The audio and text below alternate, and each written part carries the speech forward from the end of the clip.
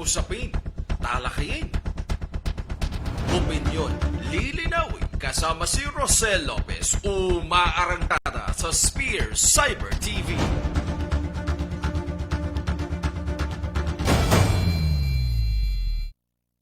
You know how a certain smell, or taste, or touch, or sound, or sight can take you somewhere? And how that somewhere isn't a place. It's a feeling. It's a moment. Because time is fleeting. A moment is experienced just once. But some moments, the great ones, are remembered forever. I guess that's why they say, we don't remember days. We remember moments. Or that life itself can be measured in moments. We love putting wonder and beauty in your moments, making them better, making them unforgettable, making them something you can keep forever. Because moments are the best things we can ever have. Come and celebrate your moments with us.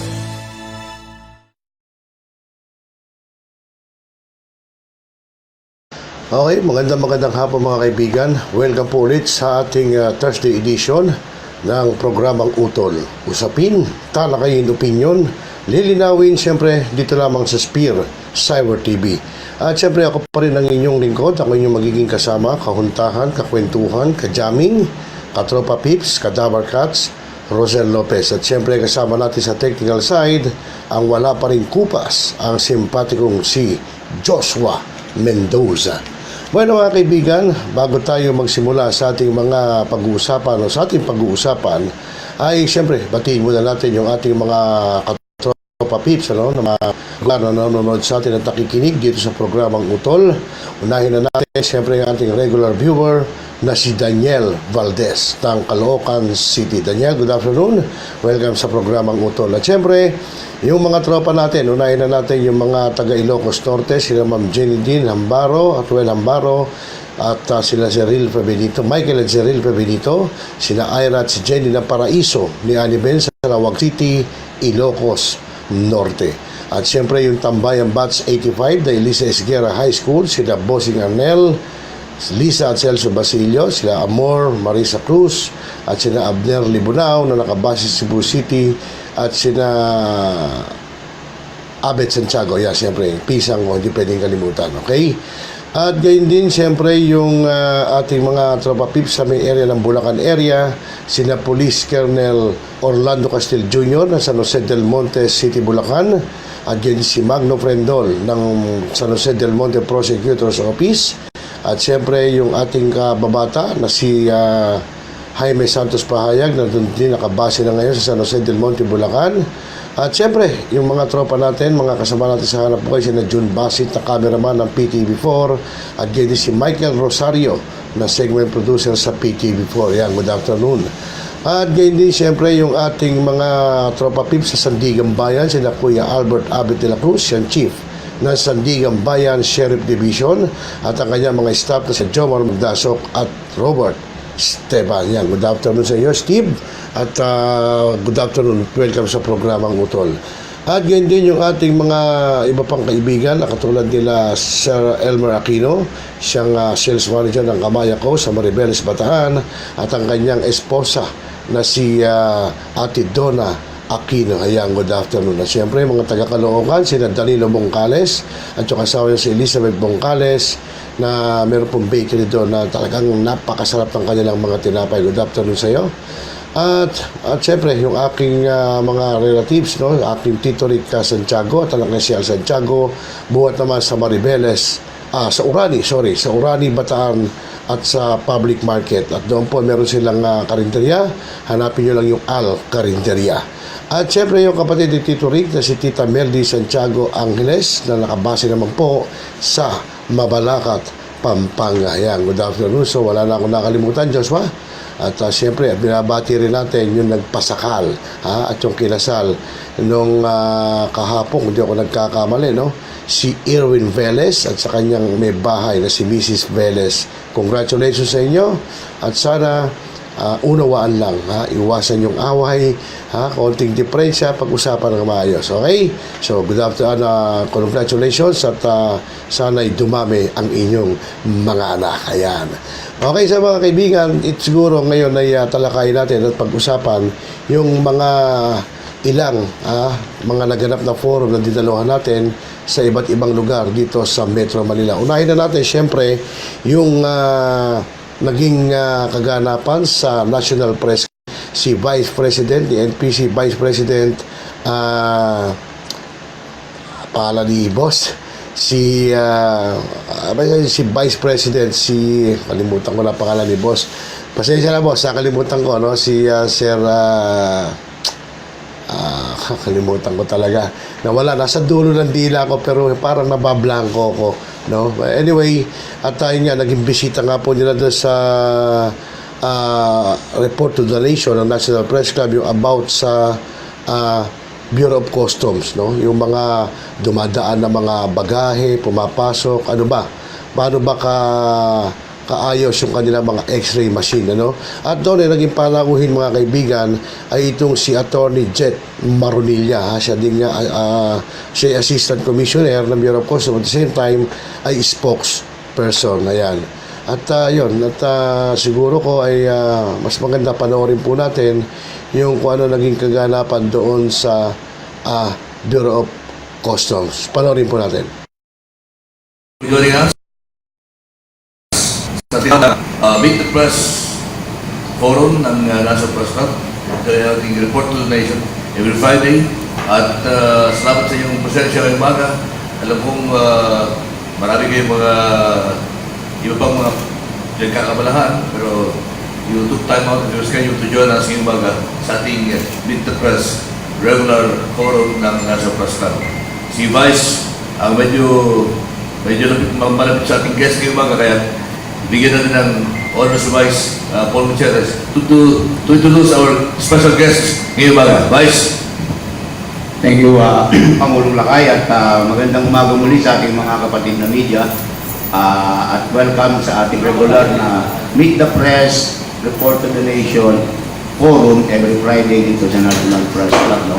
At before natin ipakilala ang ating bisita ngayong umaga, ay siyempre ay pasalamatan natin ang pinaalala ng National Press Club sa inyo, yung kampanya ng DNR na Save Manila Bay Campaign na sinusuporta ng National Press Club. At siyempre ang ating mga katulong para regular nating mayroon sa dito, yung smart communication at saka po itong mga kaibigan natin sa PAGCOR, no? And finally, bago natin ituloy, tuloy ang ipakilala ang ating bisita, ay Pangulo, pabayaan mo lang muna akong magkomentaryo ng konti, and with also the indulgence of our friend here, Attorney Jet Maronilla. Bilang chairman ng Press Freedom Committee ng National Press Club, ay binabatikos natin itong si NCRPO Acting Director Debol Sinas, no, sa kanyang ginawang may panunopla kaninang umaga diyan po sa lugar ng Quiapo habang nagkakaroon ng ocular inspection para sa magiging ruta ng translasyon sa susunod na taon. Ano? Sa mga ulat na natanggap natin sa ating mga kapatid na media ay sinopla, yung bang kamay daw ni Acting RD Sinas ay isinupalpal doon sa mukha ng ating kapatid na reporter na babae pa naman. No? So, General Sinas, panawagan po ng National Press Club, sana naman po ay maging professional po tayo sa lahat ng pagkakataon bilang lingkod bayan, sapagkat yung po amin namang kasama kanina na nag-cover sa inyo ay professional naman din pong gustong makipag-usap sa inyo. So, yun lang po. And now, ang ating pong bisita, hindi, siguro naman po ay pamilyar na rin po kayo sapagkat bago po siya na talagang spokesman, actually siya po ay matagal din nagsimpleng district collector, di ba? Siya po ay isang abogado at ngayon po ay napaka-delegate din po ng kanyang trabaho bilang Assistant Commissioner for Post Clearance Audit Group. Ito po, kung yung pong mga frontliner ng Bureau of Customs, mga examiner, appraiser po natin, ang frontliner, ng Bureau of Customs para po makakolekta ng tamang buwis. Yun naman pong kanyang opisina, yung PCAG, ito po naman yung back, ito yung last stop. Kasi sila po yung mga kargamentong nailabas na sa pantalan, yung pong kanyang opisina, ang muling nagre-revise niyan, nagre-repaso niyan para po malaman kung meron pa ba mga hindi nabayarang kaukulang buwis. And so with that, we give the floor now to our special guest, Assistant Commissioner Jet Maronilla. Sir? Good morning ho. Good morning sa mga kasama natin. President Lakay, magandang umaga po. Maraming salamat sa pag-imbita sa akin dito para mapaliwanag ko yung ibang mga issues na kinakaharap ng Bureau of Customs. And of course, good morning ho sa lahat ng nanonood sa atin at nakikinig sa iba't ibang media forum sa Facebook Live at sa iba pang platform. Good morning po.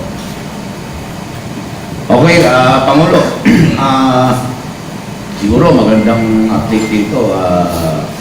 ASCOM, kumusta na ba ang collection ng Bureau of Customs and what will be your collection target next year?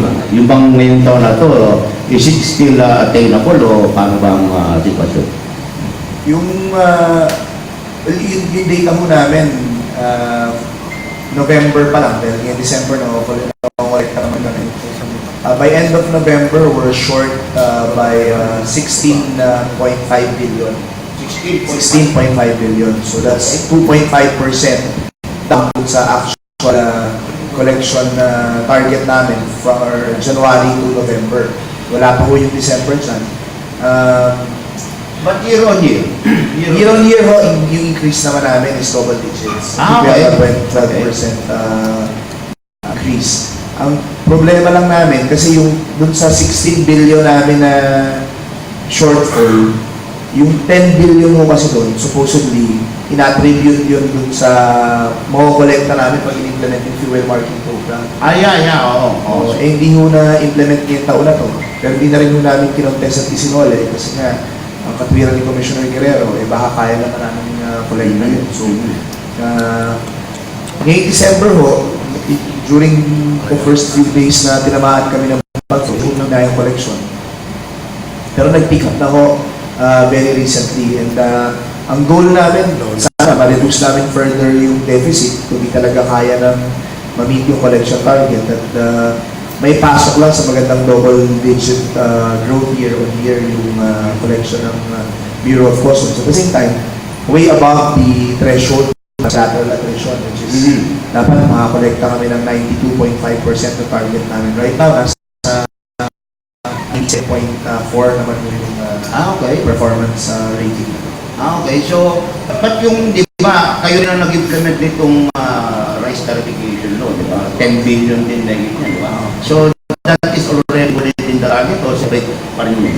Kasama na ho yun sa target na ibinigay sa amin, yung effects ng rice tariffication. Nagkaroon ho ng mid-year adjustments yan.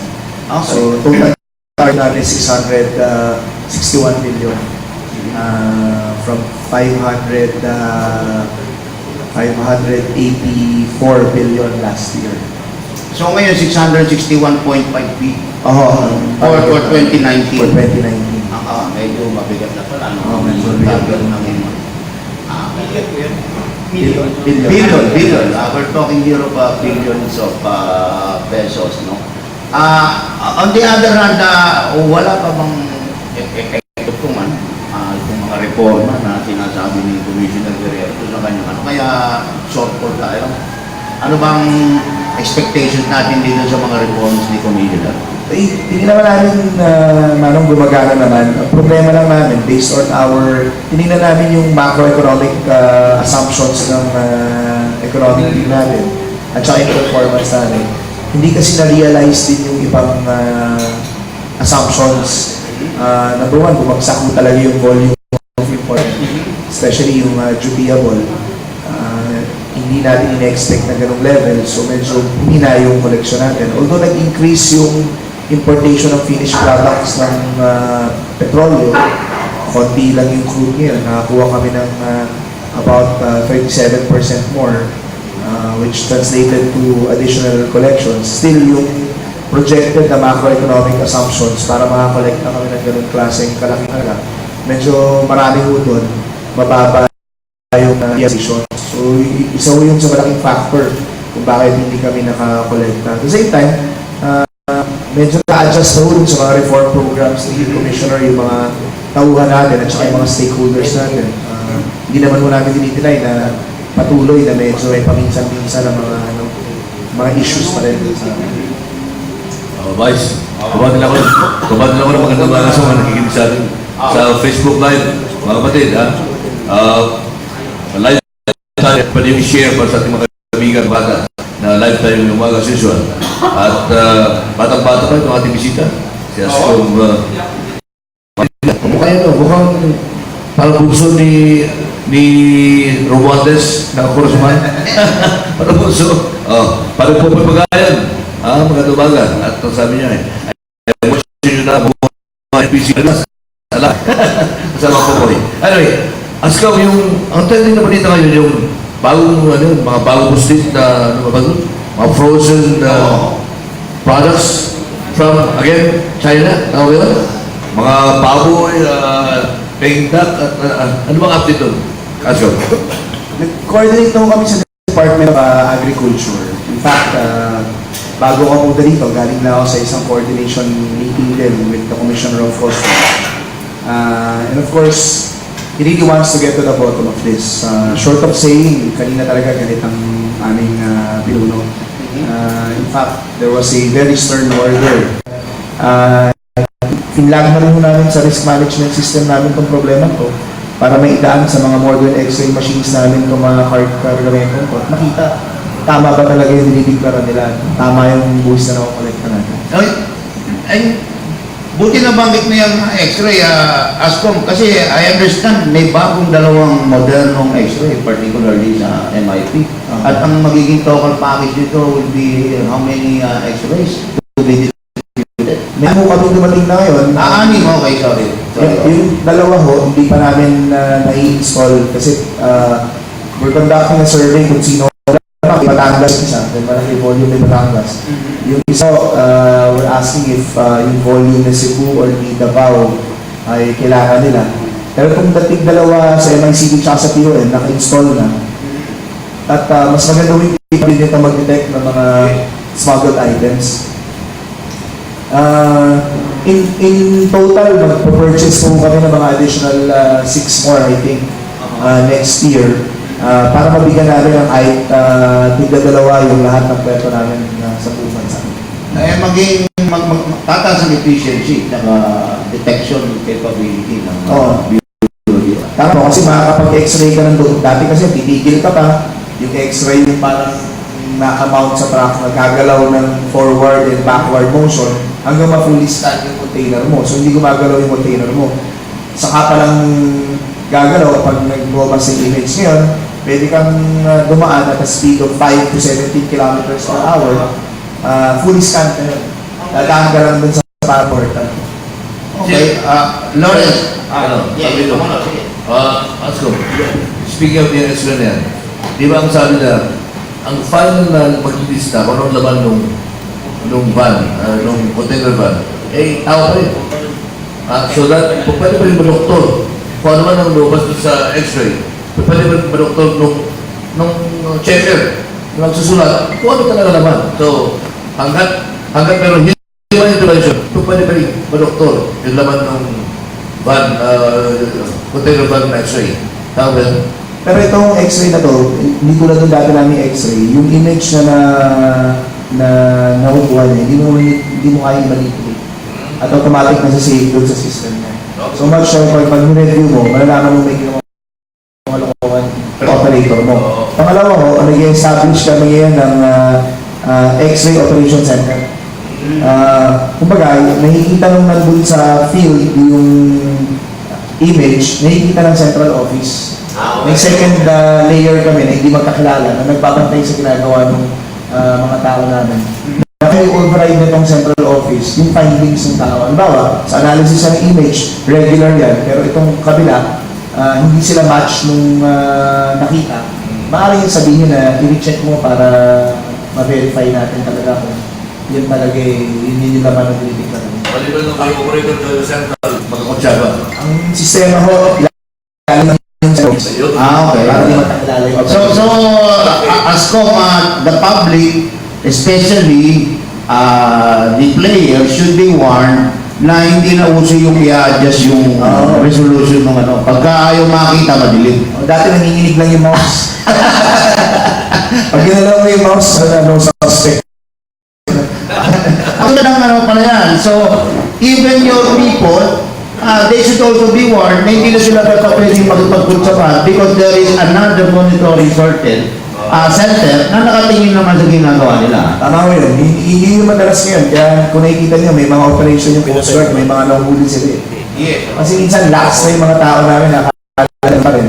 Pero in fact, yung CCTVs namin na na-install, gumagana mo yan sa operation center namin, nakikita namin activities talaga ng mga tao namin na paikot-ikot sa Atuan. So, Lawrence, sige, kapatid. Different topic naman, sir. Tuloy mo na. Okay. Ang ninanaw ko kasi dito, kaya fully mapapakinabangan ng ahensya at saka ng taong bayan itong mga x-rays na ito. Kasi I understand may legal case pa nga ito. Up to now, nasettle na ba yung legal natin yan? Yung, nasettle na namin yung yung aspeto ko na yun, yung sa ano lang namin, yung legal case namin para i-modernize yung IT system namin. Yung sa NSW ko yung pending pa ngayon. Pero may workaround na nagawa yung legal service namin sa kasama ng MSG. Pero itong mga x-rays mukhang na-hurdle na namin yung problema namin kasi nakapag-purchase na naman kami na modernize na namin. Yung mga luma namin x-ray, yung sa mga lesser controversial ports namin, pwede pa naman gamitin. Okay. And along that line, sabi mo, ititrain natin yung ating mga tauhan, di ba? Para paano properly ma-operate ito. Pero alam mo, nagkaroon dati ng concern dyan, Pangulo, mga kapatid, yung health ng ating mga operator, kumusta na ba naman ang exposure nila sa radiation dito? Because I have heard na may mga operator dyan na Pangulo na nagkaroon ng cancer. Oo. So, paano yung aspeto naman?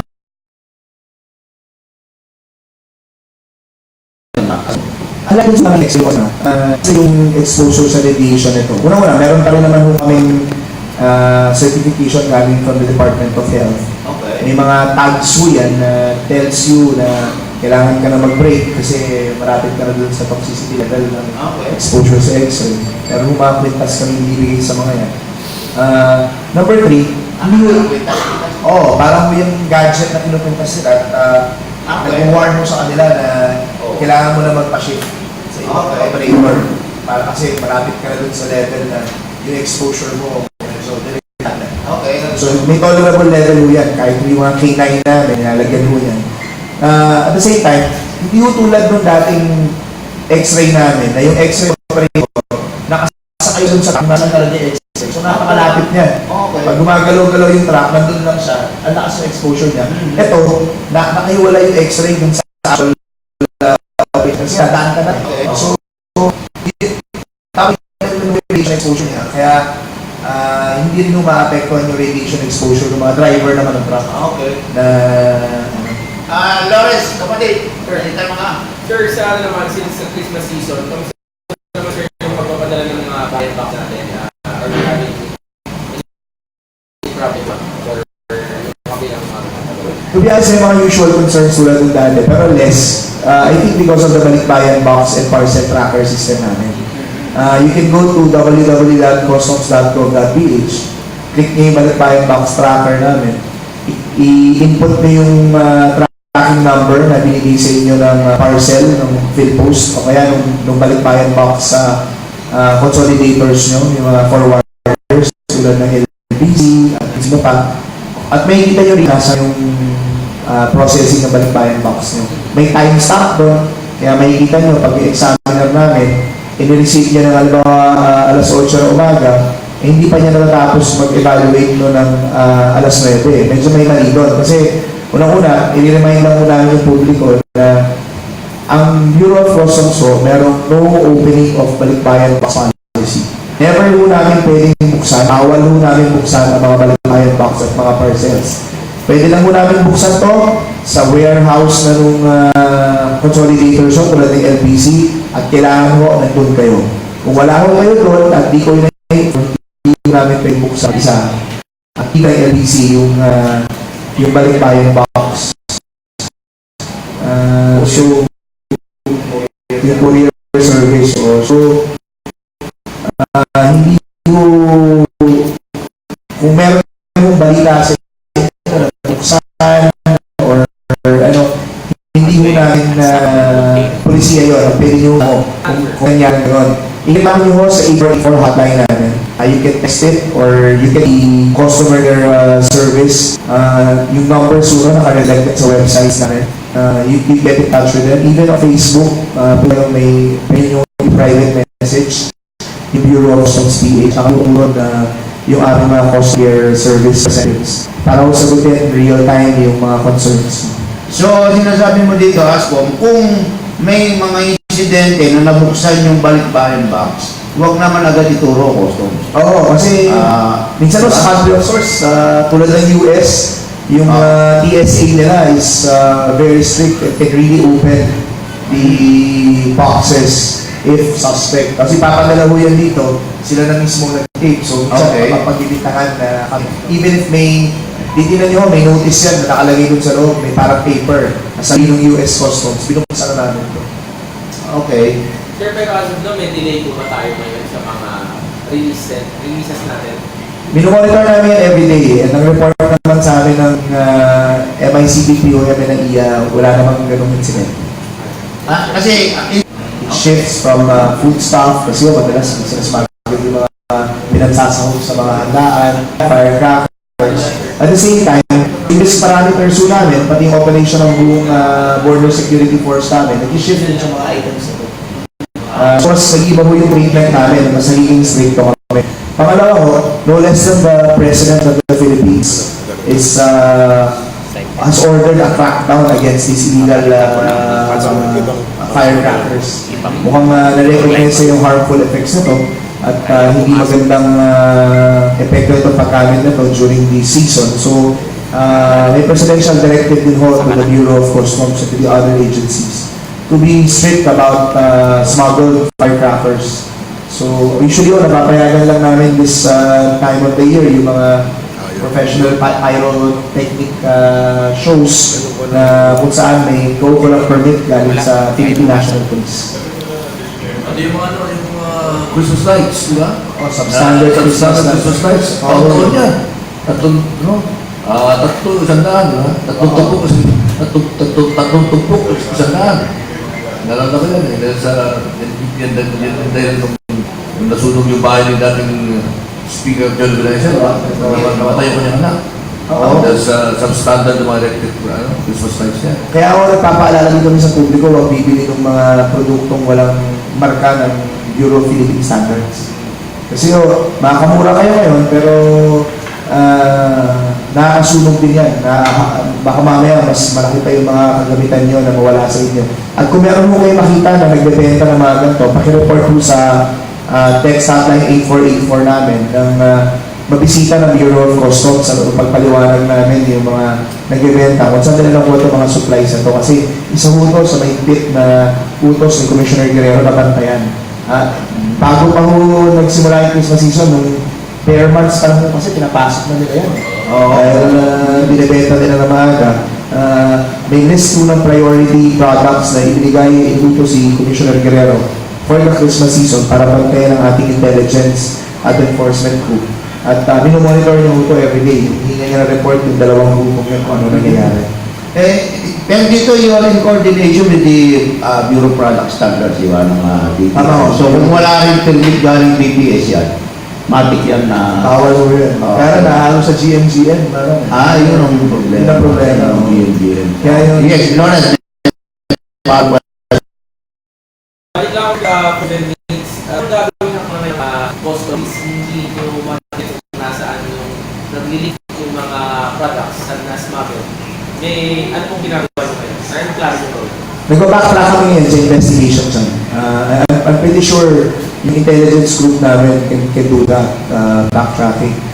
On preventive measure program, lumulus na si Commissioner dun sa district collectors ng dalawang measure report namin at iba pa mga proyekto namin to coordinate closely with the Department of Agriculture. In fact, papatawag mismo ni Commissioner ngayon, hapon, yung mga kasamahan namin galing sa DA. At tanongin talaga ano ba nangyayari dyan? Bakit saan ang mga safeguards natin? May mga lumulusot na ganyan, may mga possibilities. Pangatlo, may utos na sa aming intelligence group at sa aming enforcement group to extend their areas of operations outside of the Bureau of Customs Territory. Kung kailangan namin mag-issue ng letter of authorities para silipin yung mga warehouses na ina-identify in coordination with the Department of Agriculture na nagtatago itong mga ganitong klaseng smuggled na produkto, mas mabuti na kasama kami sa manghuli. Isa naman wala kaming ginagawa, hindi kami proactive doon. So, in both ends, habang inaalam namin at i-resolvahan namin kung ano yung possible leakages na meron sa amin, bakit patuloy na nakakalusot ko. Meron kaming operation at other end of the spectrum, which is outside of the ports, para at least alam ng mga magsasmuggle na ito na kahit in some remote region, mailusot nila to sa first level na guard namin, meron mga operatives kami na manguhuli sa kanila sa labas. Sir, paano na ba kayo bilang or total number of kilos kung nakalusot sa inyo? As yung huli, parang no taking duck, sir, sa punta na lada yata rin, ano? 10.3 tons. 10.8 tons. So, yun yung ano namin. Pero nung nakita yun, nasa refrigerated van, pero hindi na siyang container van. So, we're tight with it. Yeah, by the way, dahil ba, ito pa nga mga x-ray na to itong mga bago pwede ba sila mag-scan ng reader? Pero, in fact, 100% dapat ang scanning ng reader van. Okay, so, kasi magandang to, di ba? Safety measure din to. Kung kaya pala niya mag-scan ng reader. Ano ba mga pinagsususpect ang nakalusot as long ito ba dumaan sa ito yung inaalam namin kasi wala siyang papel nung nakita So hindi namin alam kung ano talaga yung actual source niya. Of course, sinasabi smuggled coming from China. But we're trying to find out saan galing na puwerto para makita namin kung ano yung proseso dun sa puwerto na yun. Ngayon, pinapacheck din kung siya Guerrero sa aming x-ray units, especially itong nag-ooperate ng mga bagong x-rays namin, if they can detect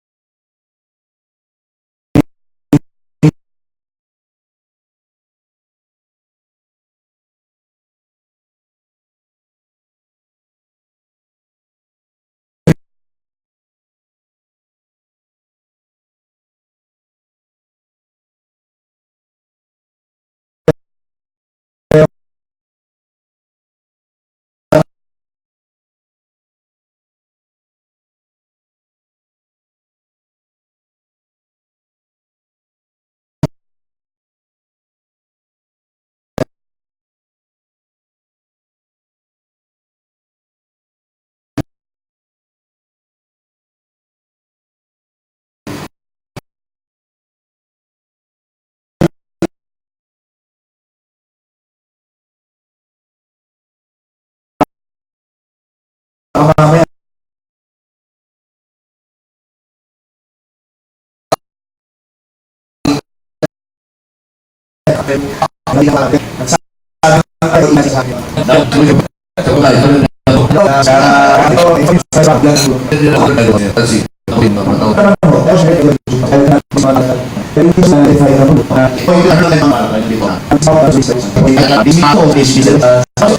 kasi lang sa plus ang kilis niyo.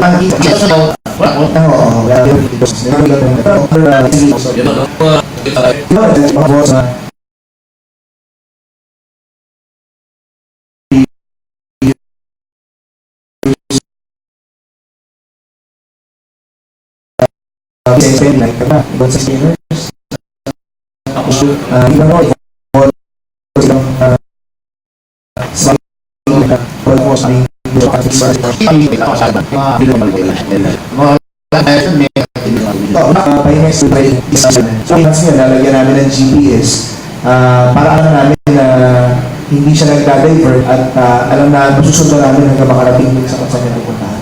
Dito kasi sa IT, yung problema rito, usually supposed to dito, mga consolidated ship system, diba? Pero actually, kung ano na ang laman hindi pala ito dumadaan sa E2M natin. Hindi ho, manual pa rin hanggang ngayon. Hanggang ngayon ba? Manual pa? Manual pa. Nagkaroon kami ng stopgap solution to automate. Ang problema, hindi niya ma-fully automate. That's why yung bagong custom system na dinidevelop ni MSTG by next year, fully automated na yun. Okay. So ngayon, medyo kakabaka pa rin tayo sa... May aspeto yun na kakabaka. Kaya pinabantayan ng todo yan, Commissioner Guerrero dito sa mga district collectors.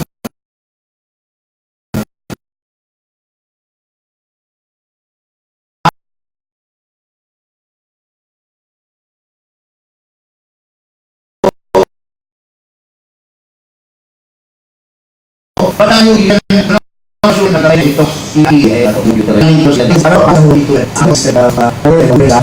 tinatanong kayo ikaw.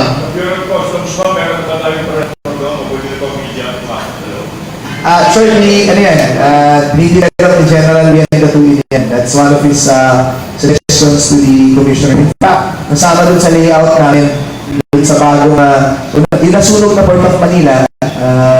Teka mo nakakaaslo ngayon ba nasunog kung sinunog? Hinintay pa na kami, nasa important bureau pa. So yung layout, as you were saying, may video office. May video office yung kaming ilalagay doon.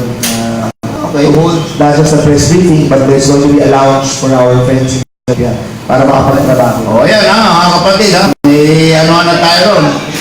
At so there will be another process of accreditation. Kasi kada maka-print ng commission may bagong accreditation Di ba? Ito namang mga mukha rin ito nakikita mo ng NASCOM, di ba? Natagalan natin makakapit kagaya ni Nina, ni Director, ni Treasurer Nina, ni Director Aya, ni kapatid na Jocelyn. Kung mukha ko, kailangan pa ba ng taon-taon i-renew namin yung mga pagmumukha namin? Tingin ko sa amin, ang pinapropose si General Willis sa one-time registration process para lang ma-identify namin yung mga kaibigan na member ng press corps.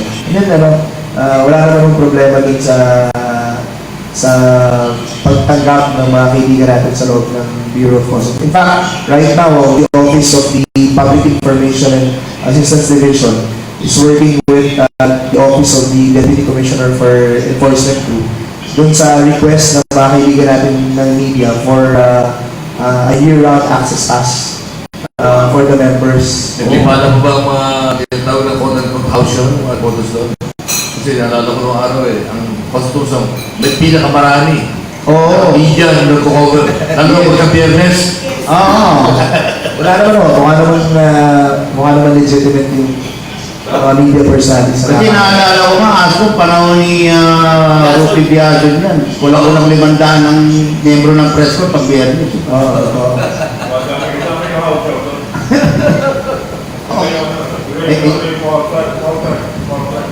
So, medyo makakaano kami ron kung yung legitimate media ay merong 1 year man lang. Access pass. Kasi alam mo, pagpasok pa lang sa catering, talagang paiyak ka rin. Minsan, pag ginagamit ko ang pangalan mo, nakagano lang mga kwarto. Parang gusto sabihin niya, sino ba yun? Saglit yan, iraradyo ko. Nakakabala rin, di ba? Nakakabala rin. Questions? Kapatid. Samantala hindi yun. Ibigay na. Usapan lang din lang ang media tanong lang, wala mang pa-dinner man lang o palag si comedian sa mga limitin mong kasabi ng media bago man lang magpasko o magbagong taon. May media din po kami before isineset lang ho ng Public Information Assistance Division yung date at makakatanggap po kayo ng invites. Siguro, if not today, baka early next week. Ayun, yun pa na naman di ba? O, invitation lang kapatid. Nililinaw ni Astok, invitation ang matatanggap mo. Ha? Okay, meron pa mga tanong mga kapatid? Are we able to cover yung lahat ng mga areas of concern ninyo?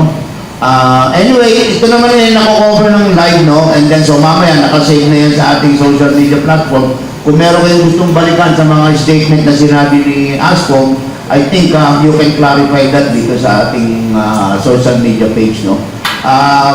Ikaw ba, Asok, meron ka ba bang gustong idagdag? Well, papatayin ko lang ako for, especially to the members of the media who's been very supportive to our reforms and even yung paminsan-minsan pakiusap namin na i-black out yung mga sensitive operations namin. You've all been very kind to us in a lot of aspects and we just want to extend in behalf of the Commissioner of Customs and the entire Bureau of Customs family yung support na nakukuha namin, especially to the Bureau of Customs Press Corps, yung members namin doon. Of course, the National Press Club, kay Manong Paul, kay Sir President Lakay for always answering our call for help pag kailangan mo namin ng minsan yung mga biglaan na press conference namin pag may huli kami at biglaan press conference si Commissioner pag may kailangan siya ipaliwanag.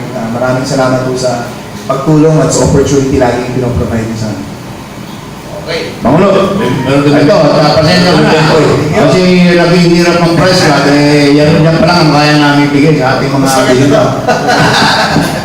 Aso pa, pwede ba sa patayin mo kung ano ang nakasulat? Ito ang maganda dito. I survived the NPC's Meet the Press and all I got was this lousy mom. Hindi nyo naman pinahirapan si Asko eh. Wala ka lang nagtanong tungkol dun sa ng Kongreso na itigil na yung YBBS.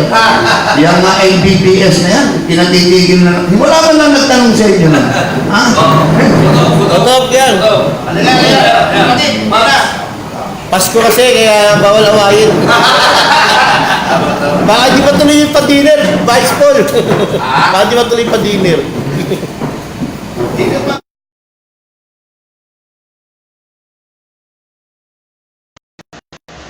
So, bigat po, tanto kayo na pagkain nyo talagang national guide. Yung parang hindi ganun kahaba, pero dahil medyo na-late po tayo noon nung dating doon sa press club. Pero actually, kaumpisa lang, siyempre, may isa lang ang guest, kaya medyo konti lang po na pag-usapan. At yun, naalala ko na, at tayo nga, nanguna nga po doon, naging guest ay si BOC Assistant Commissioner Attorney Jet Maronilla. At siyempre, ang naging host po ng forum ay si Sir Rolly Lakay Gonzalo, ang presidente ng National Press Club. At siyempre, ang Vice President, ang aking bossing, si Vice President Paul Gutierrez. Ayan po. Pasensya na, boss. Medyo nasa dulo ng dila ko kanina. Talagang, ewan ko bakit nablanko akong bigla. Hindi naman kita pwedeng kalimutan dahil kahit ikaw pa presidente, talaga namang Boss Paul Gutierrez. Okay? So, mga kaibigan, siguro bago tayo pumunta doon sa ating pangalawang pinuntang forum, ay magpapakilala po muna ang ating himpilan.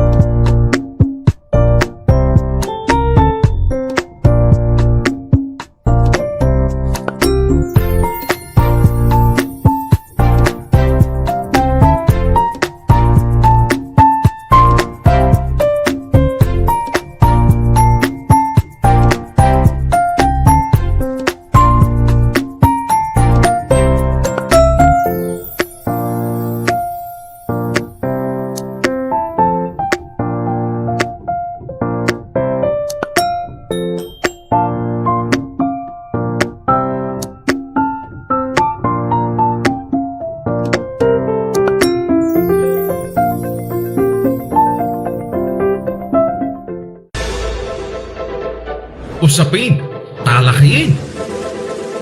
Opinyon, lilinawin kasama si Rocel Lopez, umaarangkada sa Spears Cyber TV.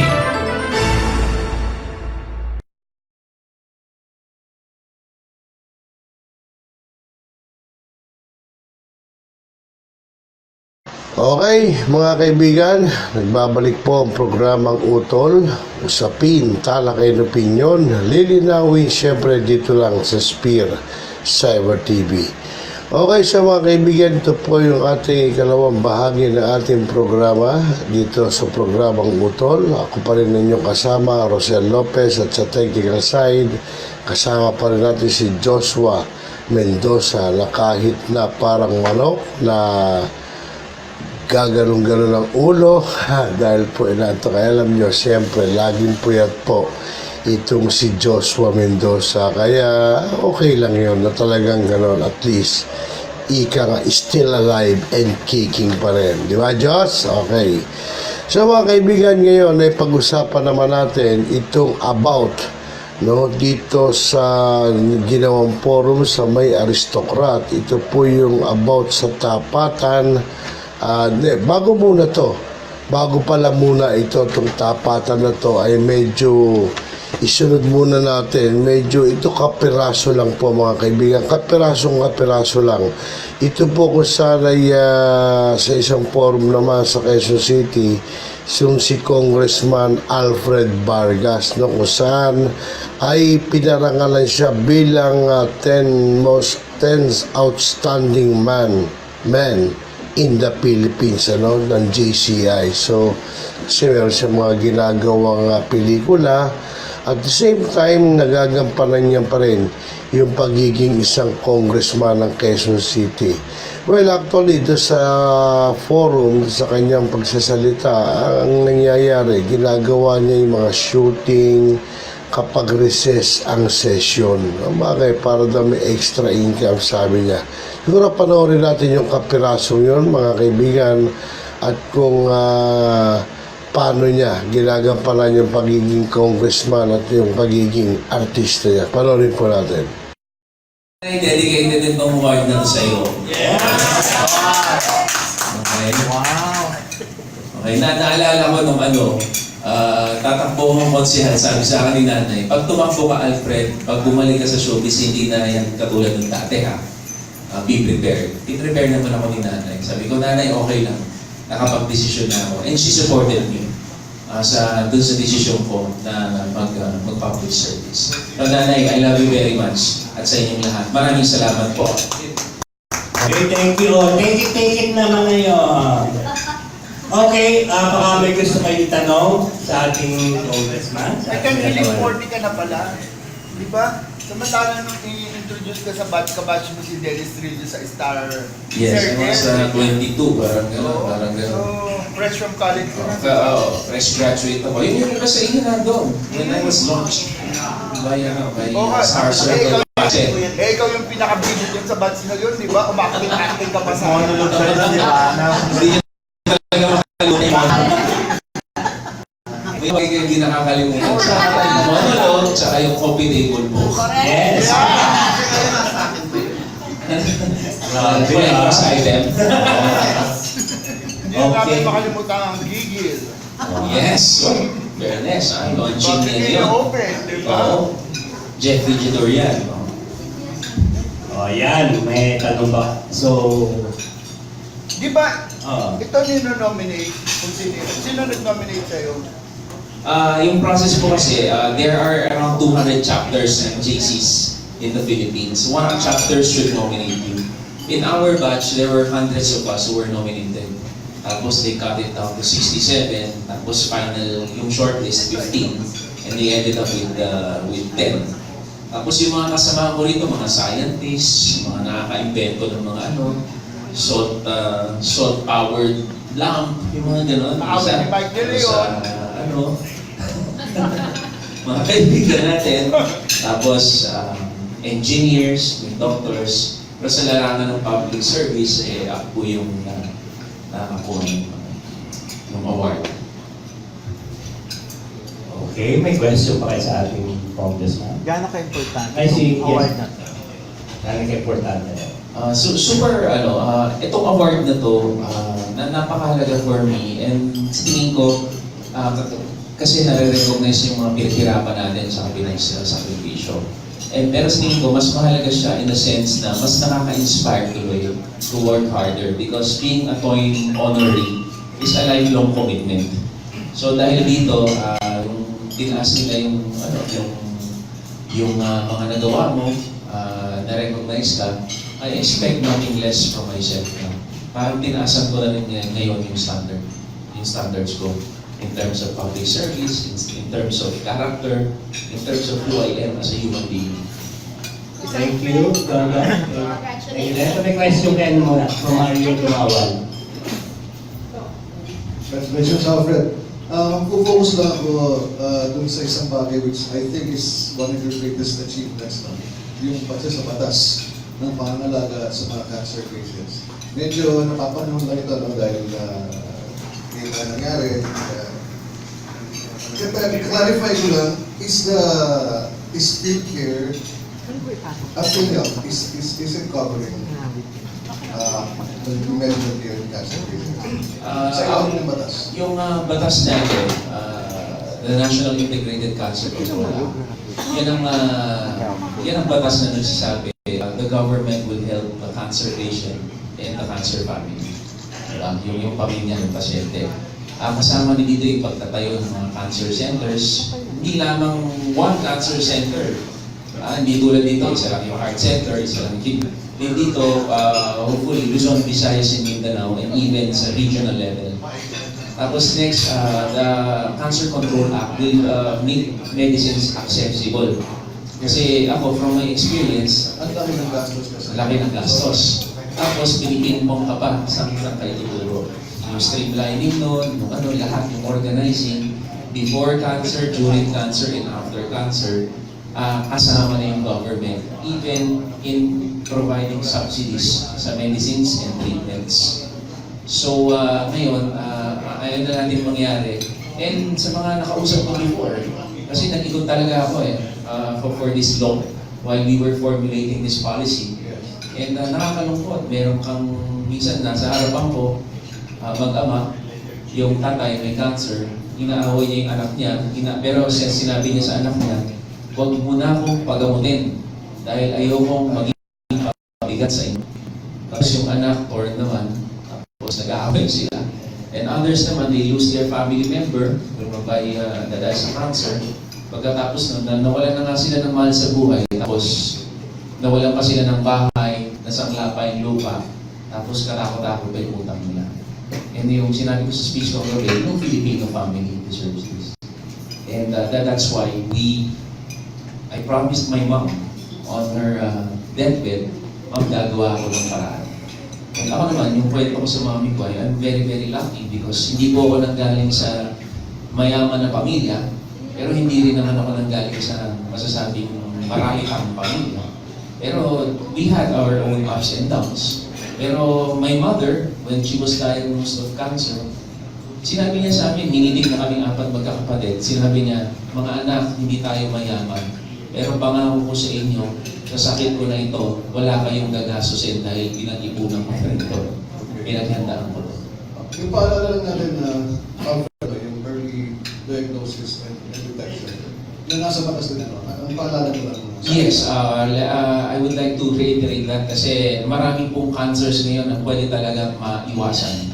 And actually, there are tests even sa mga apps. Di ba, meron na ngayong aid, meron ng na pwede mong papuntahin sa bahay, magpa-test ka kung saan kang cancer predisposed. And with that, madadetect mo ay maiwasan mo yung mga pagkain, tapos ma-adjust mo yung lifestyle mo para maiwasan mo kung ano yung predisposed ka. And I already did it. Pina-check ko yung DNA ko. Tapos, ayun, lahat pala, na-realize lahat pala kaya kong gawin ng madalian, except ang magpapayat. Pumayat ka na eh. Pumayat na ako nito, pero tumaba na rin po ako ulit nito. So, pero pumayat na ako nito. Dito Mario. Pero yun yung for me, yun yung kailangan ko tutuwa. Pero the technology is around, is available. And nandiyan dyan. And ako, I suggest to everyone, to all my friends and everyone, pa-early screening na tayo. Pa-early screening na tayo kasi it's the cheapest way, it's the most effective way to battle cancer habang maaga pa. And we know some friends who have successfully battled cancer. Salamat sa mahal mo na sa inspiration na binigyan sa'yo. Thank you, Mario. Before we proceed, tanong ko lang, Alfred, paano mo na isingit yung paggawa ng dalawang pelikula? Yung Tagpuan, yung Kabul. Paano? Curious lang kami sa dami na ginagawa. Swerte kasi pagka miyembro ka ng Congress, either senator ka o congressman ka, meron kayong mga apat na recess periods. O, dun sa apat na recess periods, in a year, sometimes 2 weeks, minsan 1 month yan. Tulad ngayon, magre-recess kami, yan yung recess eh. Magre-recess kami this coming week, ang balik namin January na. So, pagka-recess, dyan ko sinisingit yung oras for consultations, oras for family and travel, and syempre oras para tutukan yung isa nating livelihood, yung showbiz. Kasi kailangan natin ng dagdag na kita. And plus, I also like to give credit to my staff. Yung mga staff ko, I have a good staff around me. And dami nilang nagagawa na hindi ko na kailangan gawin. Okay, thank you. May question kayo. Tessa daw. Tessa? Yes. Alfred, congratulations, first of all. I remember po yata the last time we probably saw you was before the elections, and I think pinag-uusapan din natin your third and last term in Congress. Pero having received the only recipient for public service ng the outstanding young man, has it made you rethink, sabi mo noon, wala pa sa isip mo kung ano gagawin mo at the end of your third term. Pero ngayon, anong nag-flash sa isipan mo tungkol sa public service kung ipagpapatuloy mo pa, and in what capacity do you hope to do that? Well, definitely, service to humanity and the public service. Ito yung ano ko, vocation ko. This is my calling. And if I can do this, even if I... Pero yung specific capacity for next time, wala pa yan sa isip ko now, because I just want to perform and finish up some legacy projects. Thank you, Ms. Tessa. So nothing on your agenda whatsoever after your... Wala, but definitely I want to continue with public service. Yes, Alwi? What attracted you to Maputo and kung klaseng mga actors? Well, at this point kasi, medyo matagal na rin tayong actor na nasa industry. We want to do meaningful projects. We want to do projects. Since I can do a few projects, actually average of 1 project a year. Kung gagawa man ako ng project, yun na talagang gusto ko. So, and honestly, kaya siya maganda dahil sinulat siya ni Ricky Lee nung 80s pa lang, short film na ni Ricky Lee. Tapos nung in-over sa akin, sabi ko, yes, I would really like to do it. Of course,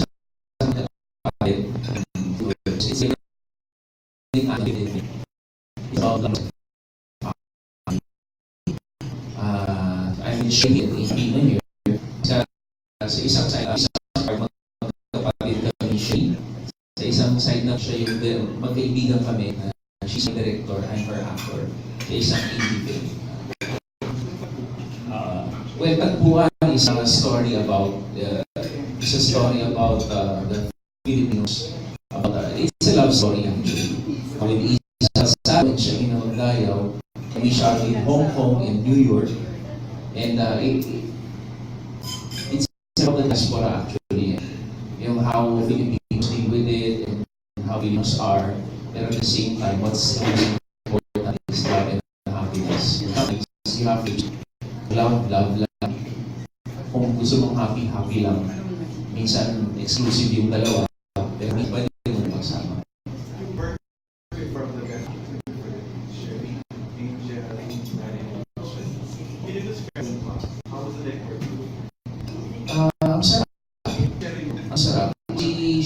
very intense and maganda yung chemistry namin on and off the camera. And I respect her so much. I feel that she also respects me. And si Angel is very, si Angel is a darling talaga. And she's a very, very good actress. And we only had a few scenes together. We did a few scenes together. Pero just like before, kasi I did this Eddie Romero film with her before. Alam mo, pagka ganyan ang kalibre yung kasama mo, nadadala ka na rin sa eksena, and that's what happened. It makes acting easier. Gano'n naman yun eh, pagka magaling yung mga kasama ko rin. So, that's ang laro. Matulog. Ay nako, first time to work her, and you have to watch her scenes in Puan. Ibang-ibang siya inay makikita. And it's my first time to work with her. She's very, very humble. And ano siya, walang chemical, walang ka-arte-arte sa katawan. And we shot in Hong Kong, we also shot in New York. And we had a blast. We enjoyed our stay.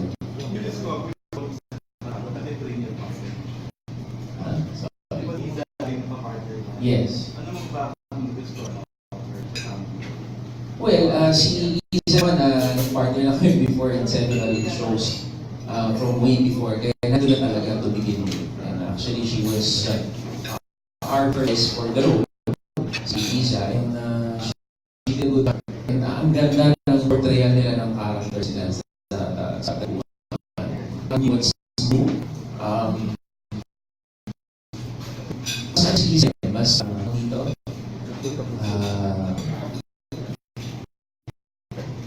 Parang gusto niya yung mga emotions. And natutuwa ko kasi sobrang pinaging siya sa kanyang character and the challenge na binibigay sa kanya. And I respect her very much as an actor and as a friend of mine for how many years already. It's encouraging. Thank you, Alvin. May tanong pa. Jen, ano pa? Namumulema ngayon. Okay po, yung mga kaibigan, pala nyo, talagang sabi parang lamang lang na isang paligo kay Joshua sa si Congress Alfred Vargas. Pero anyway, congratulations sa iyo, Congressman Alfred Vargas, sa pagiging outstanding men in the Filipino. Okay, mga kaibigan, dumako na sa ating ito naman about labor, business transport at peace. Sa pinangunahan ng kaibigan na Melo ako niya na siyang naging moderator doon po sa nasa tapatan. Siyempre, at ang naging guest po doon sina Honorable Silvestre Bello III, siyang sekretary ng labor, at siyempre Mr. Sertis Luis Jr., Chair Philippine Chamber of Industrial, at siya itong Sani Matula, Chair ng Nagkaya FW, at siyempre si Engineer Alberto Swing, Special Secretary DOTR, at siyempre si Father Rico, siyang National Shrine of Our Mother of Perpetual Help. Si Bigan ay ito pinag-usapan ngayon po sa trabaho, sa negosyo, sa transportasyon at sa kapayapaan. So, pakinggan po natin kung paano naging balitaktakan dito, paano naging tapatan. Dito po nasabing form muna ni Sir Melo. Ako ito natin.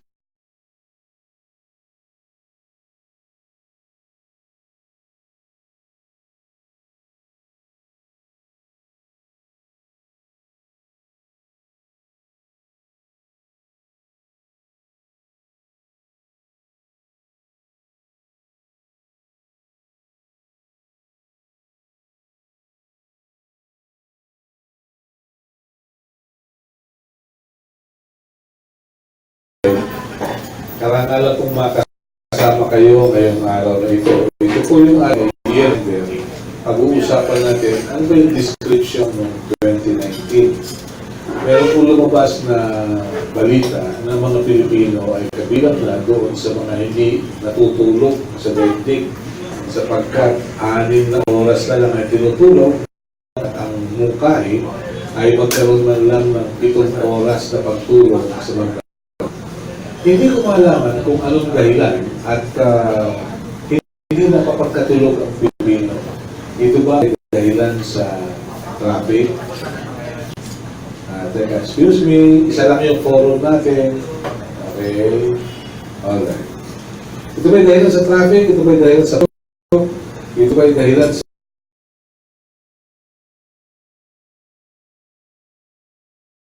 stress?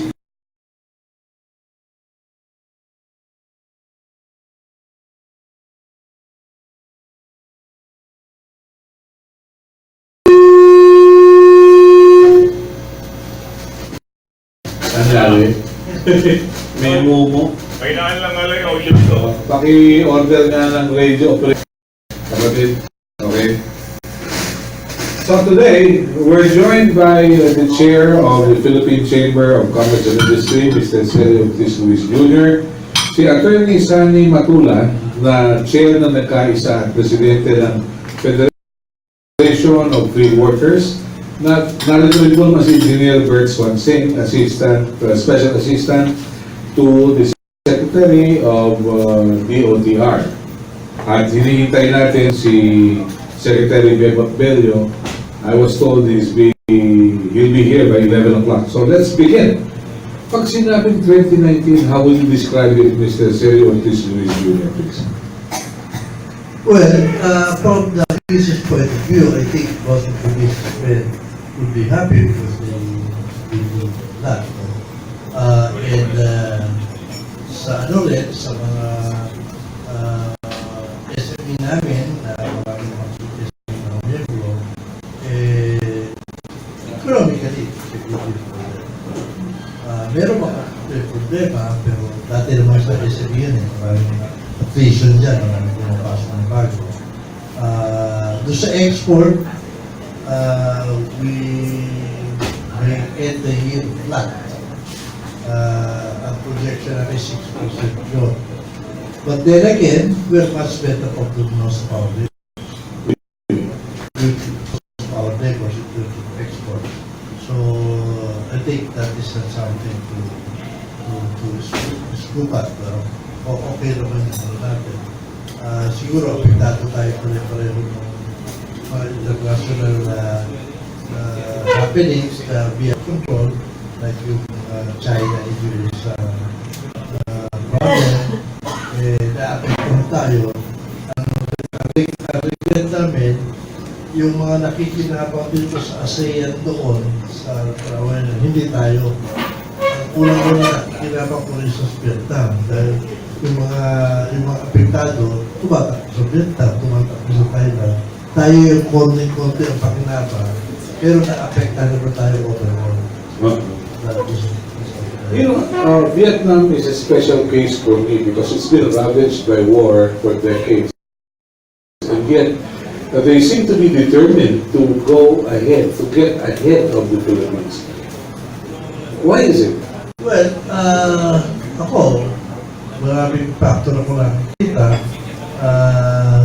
Sa una-una lang, wala ano naman yun nangyari sa Vietnam noong araw, noong Second World War, nakoscript yung mga tao nila, yung nila, marami pinatay, marami sumama sa, marami yung bumunta rito sundalo to noong panahon hapon, mapapagsik pa yung mga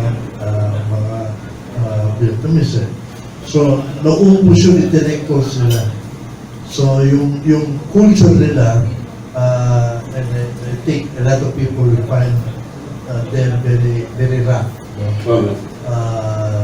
At nauna-una tayo na pag-iwan sa kanila.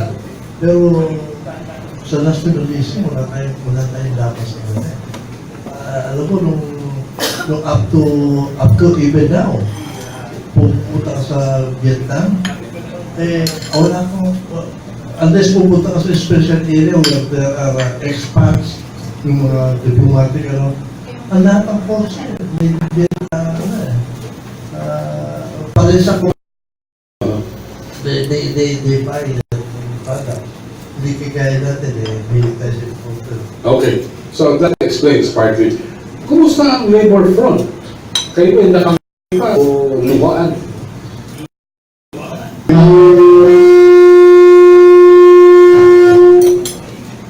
Galitagan yung microphone sa akin. You know, by the way, he's one of the best senators we never had. Okay. So, sinabi ni kasama yun yung ekonomiya natin. I-confirm ko ganda ang ating ekonomiya. Yung ating ekonomiya ay tumataan nangunguna sa ASEAN at sa buong mundo. At nung nakaraang 2 dekada, ang ating productivity ay tumataas. At maganda pa rin yung prospect kasi ito yung golden age of infrastructure doon sa programa ng gobyerno na build and build. Yung problema lang ay walang medalya yung mga manggagawang Pilipino.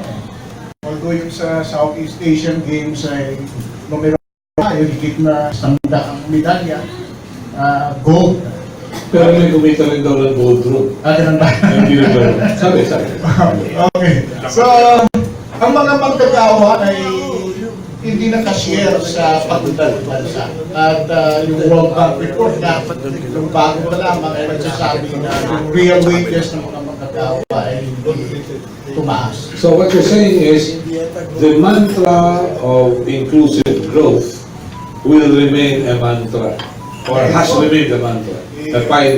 Oo, it is, sabi ng nila, it's just sound and fury, signifying nothing. Pero ito, maliban doon sa bahagi sa ekonomiya, ay may problema yung mga magkagawa, lalo na sa mga trade union na aspect nito. Yung ating trade union movement ay bumababa yung numero na mga kasabi ng union.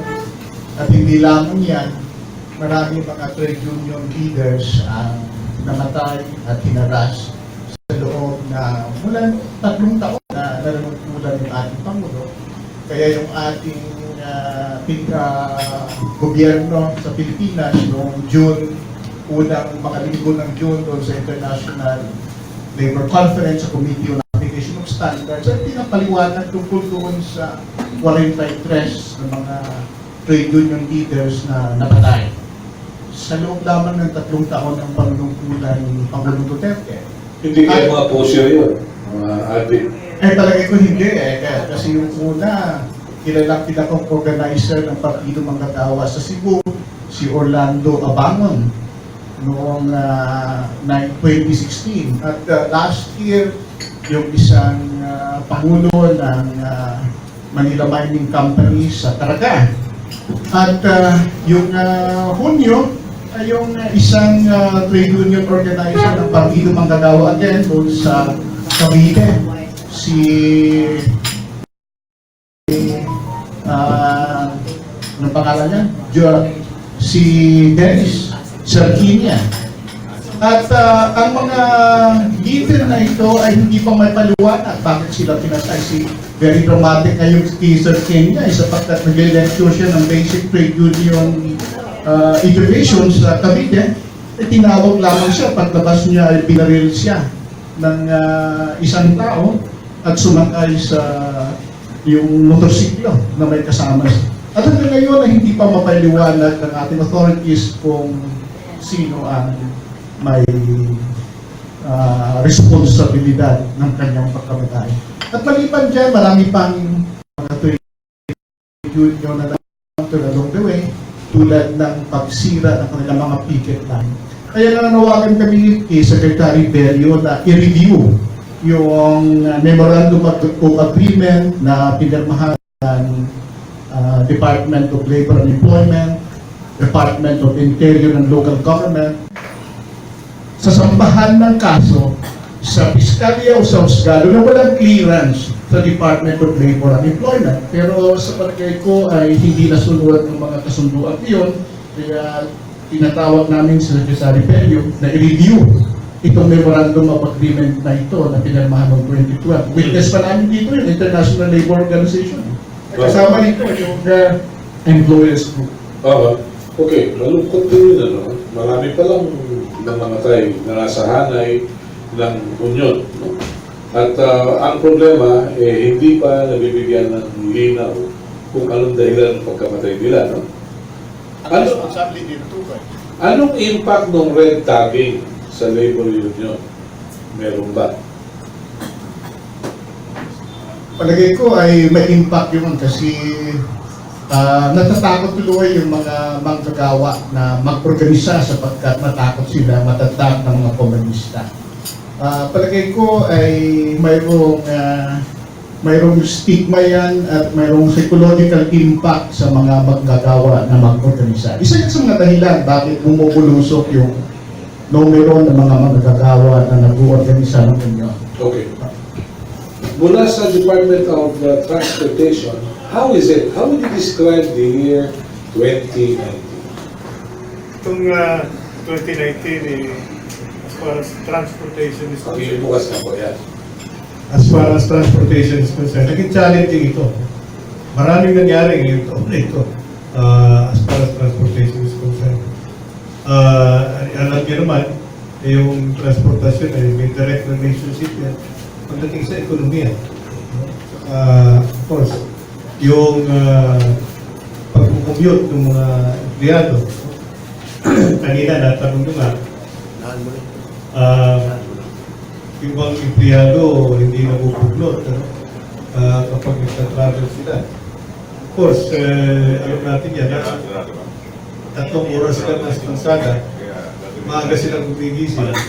Pagdating niya sa opisina, yung productivity niya mababa na. At yun ang ina-address, pilit na ina-address ng ating kalihim sa transportasyon. Yung mapagaan yung buhay ng mga commuters. Marami tayong ginagawa ngayon.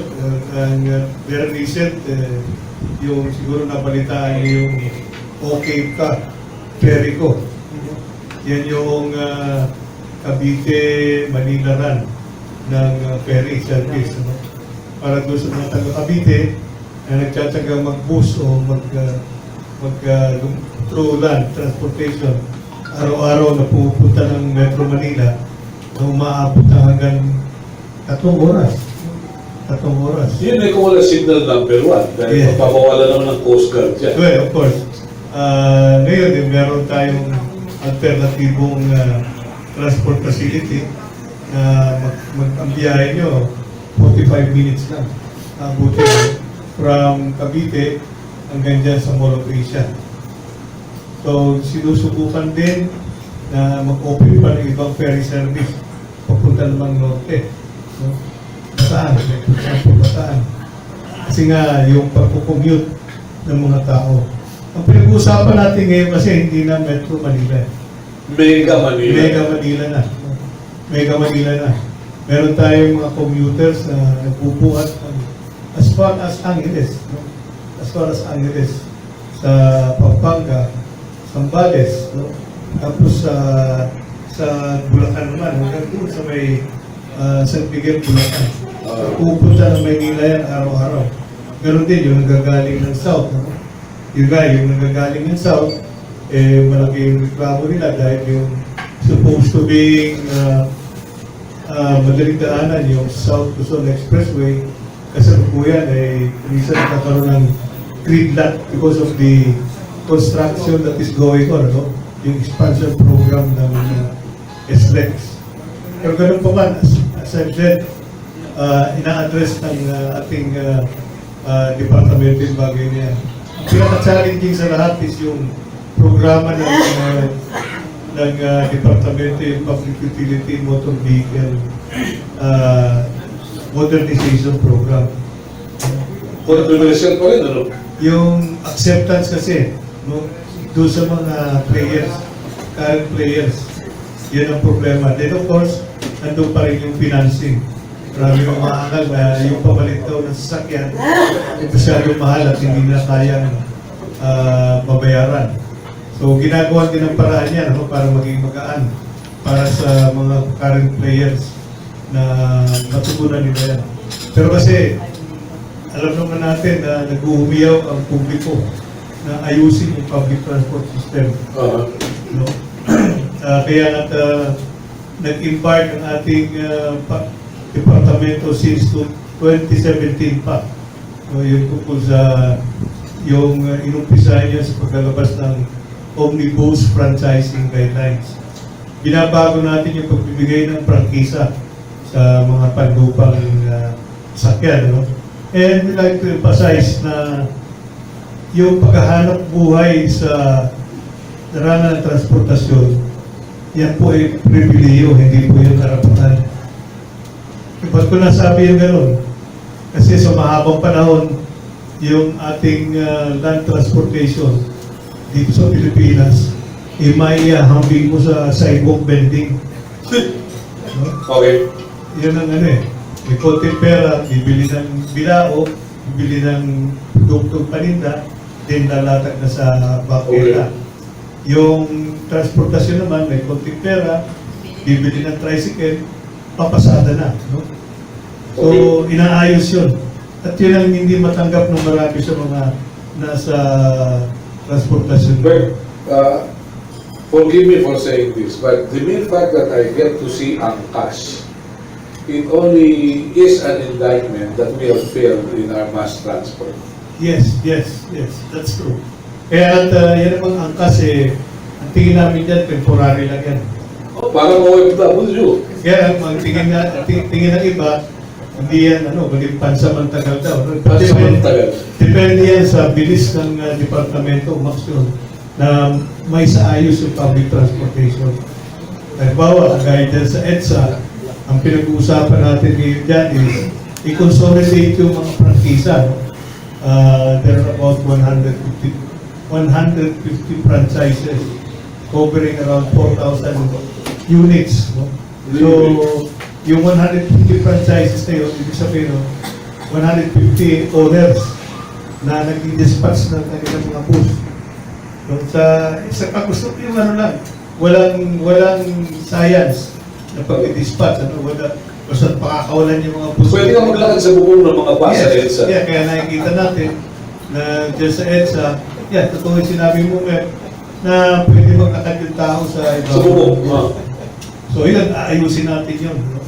Na ang gusto natin mangyari, yung bus tatakbo kung kinakailangan. Hindi yung nagkakarera sila sa daan, naghahabulan sa pasahero, nagpapakuran, kaya tuloy-tumisan, yun ang sanhinan sa pula. Tapos, may problema rin tayo, of course, as far as compensation is concerned. Kasi karamihan naman dyan ang tinatawag na boundary or commission basis. So, kasama yan sa ayusin. Naku, mabigat yan. Simula pa lang yan. By the way, I just got news that Assistant Secretary Benjo Benavides will be coming forward on behalf of Secretary Benjo. Hindi lang talaga bakala. So yun, tuloy lang tayo. We'd like to open the floor to our colleagues from media who may have questions. Let's begin. Aya, tanong mo, o Sel? Yes, Sel Monte of Daily Manila Shimbun, please. Please, we can hear you. Good morning to Mr. Ortiz Luis. Sir, you have mentioned that our exports growth for this year is flat. So that's contrary to the government's, the DBCC's projection that although it cut it from 6% to 2%, so it's much lower usage. Well, we will end up siguro flat, no? Pero ang service export tumaas. Tumataas ang service export. At malakas lumaki. Ang biggest portion kasi ng export natin ng manufacturing export yung semiconductor, electronics. Ang projection nila ng una, nung umpisa tayo, is at least 5%. And then basically do it only 2 to 3%. So that is why medyo nag-fluctuate natin. Siguro, magpa-positive lang tayo sa ng one. Look at it much better. Hopefully, yung external factors affecting us like the US and the China will be solved by that. No?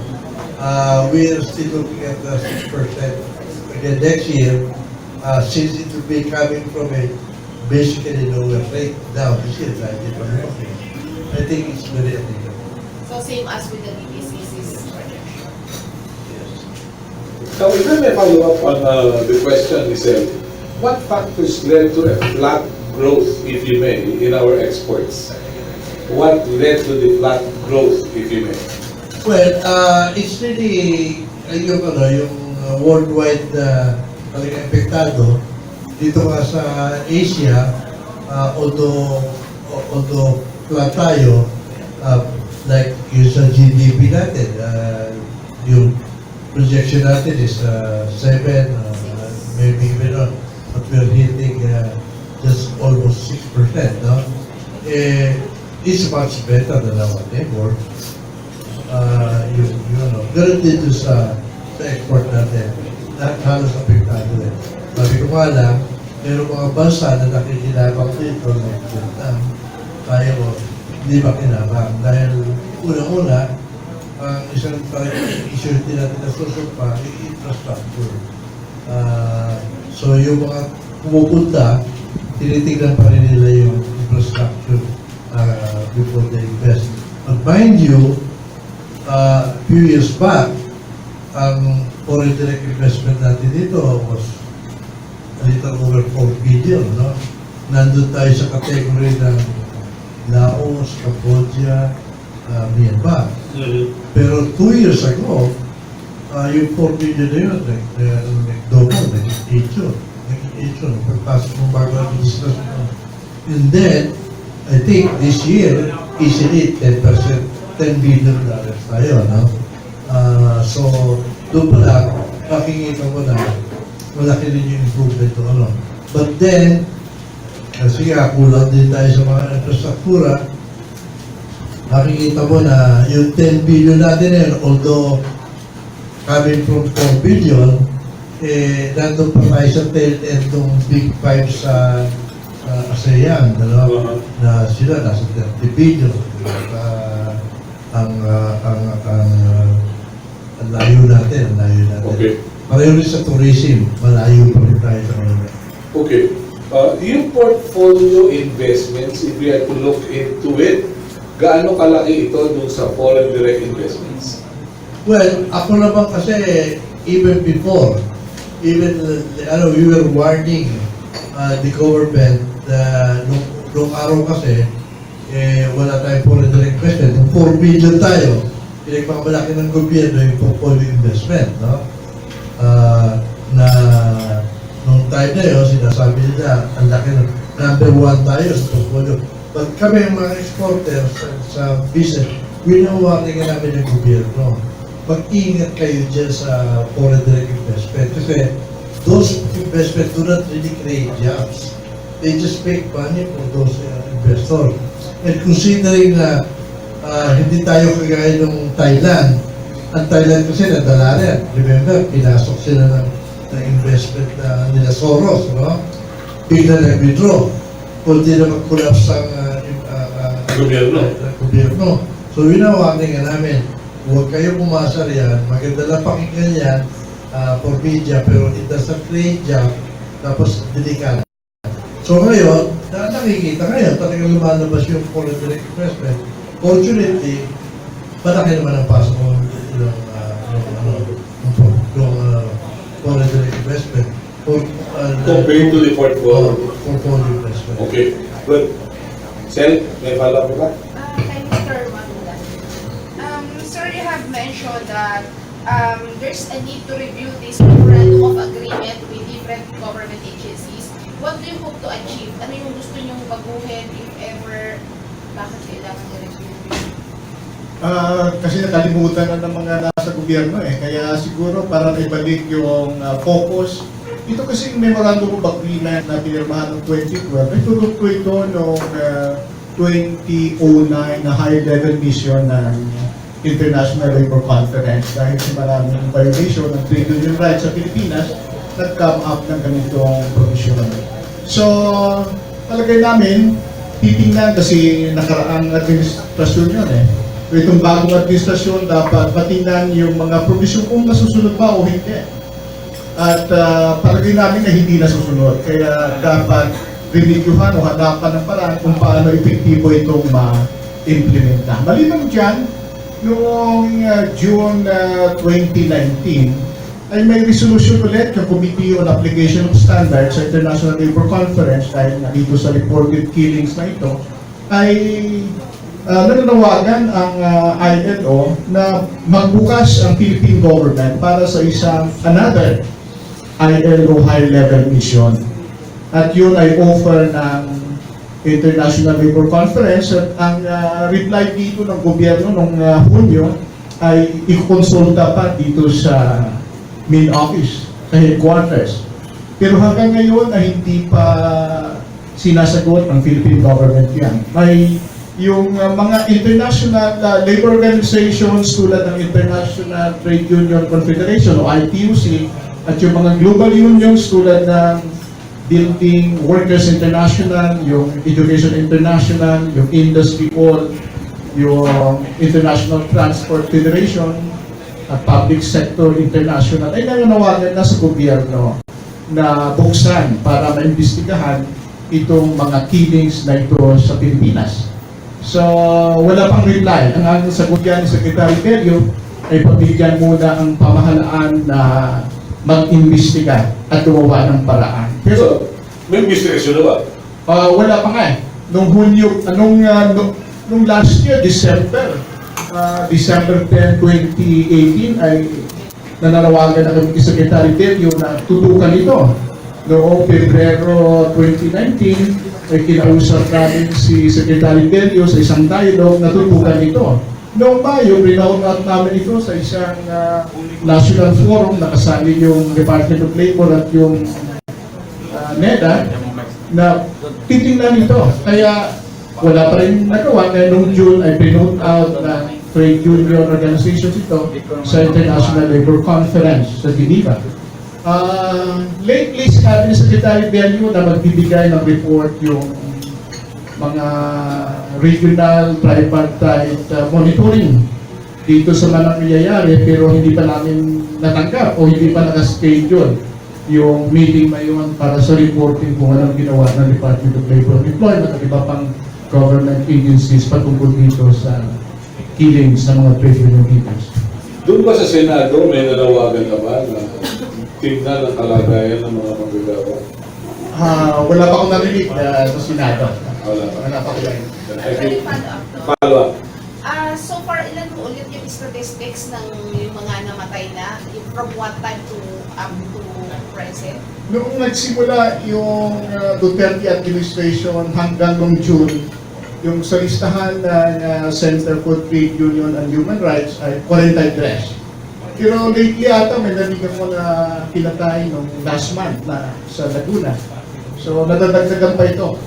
Maliban dyan ay may mga report na na-aresto at hinaharas yung mga trade union members. Katulad halimbawa yung sa nangyari sa Bacolod na ilan yun, 51 ata.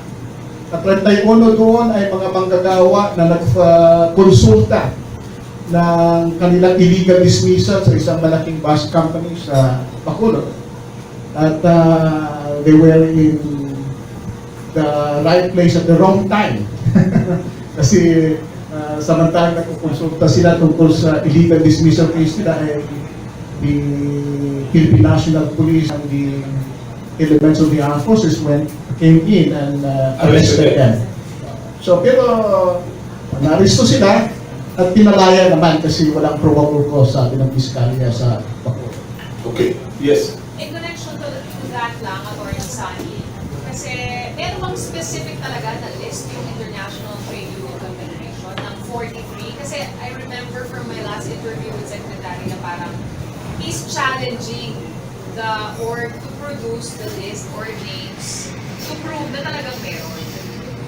Nakalimutan siguro ni Secretary yung aming dialogue ng Pebrero na sinabi namin yung mga pangalan at mayroong pangalan na binigay ng Mayo. Yung pinadala mo siya mismo kasi sinulatan niya ako, pinadala mo siya ng 43 names na nanggaling sa Center for Trade Union and Human Rights. So So pwede ko kitang bibigyan ng kopya noon.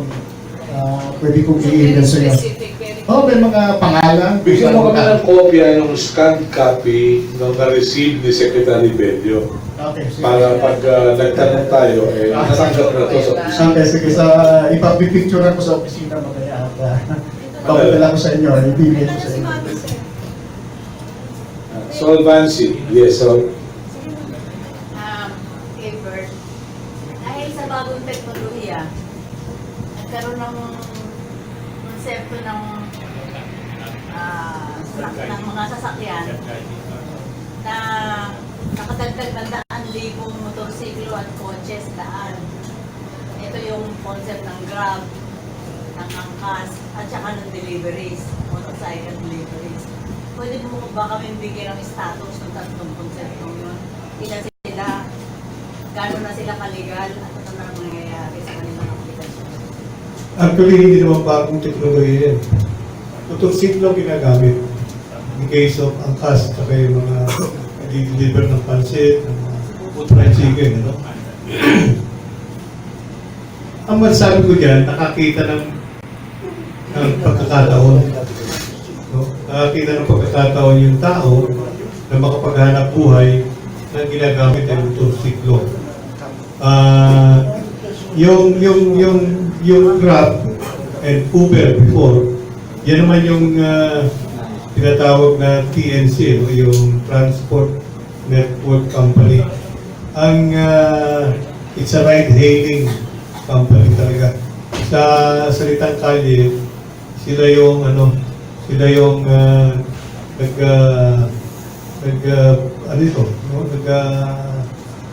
nagtatawag. Barker. Sila yung barker. Bakit tumaas yung antas noon, gumagamit sila ng teknolohiya. No? Kinukonekta nila yung may-ari ng sasakyan doon sa may pangangailangan.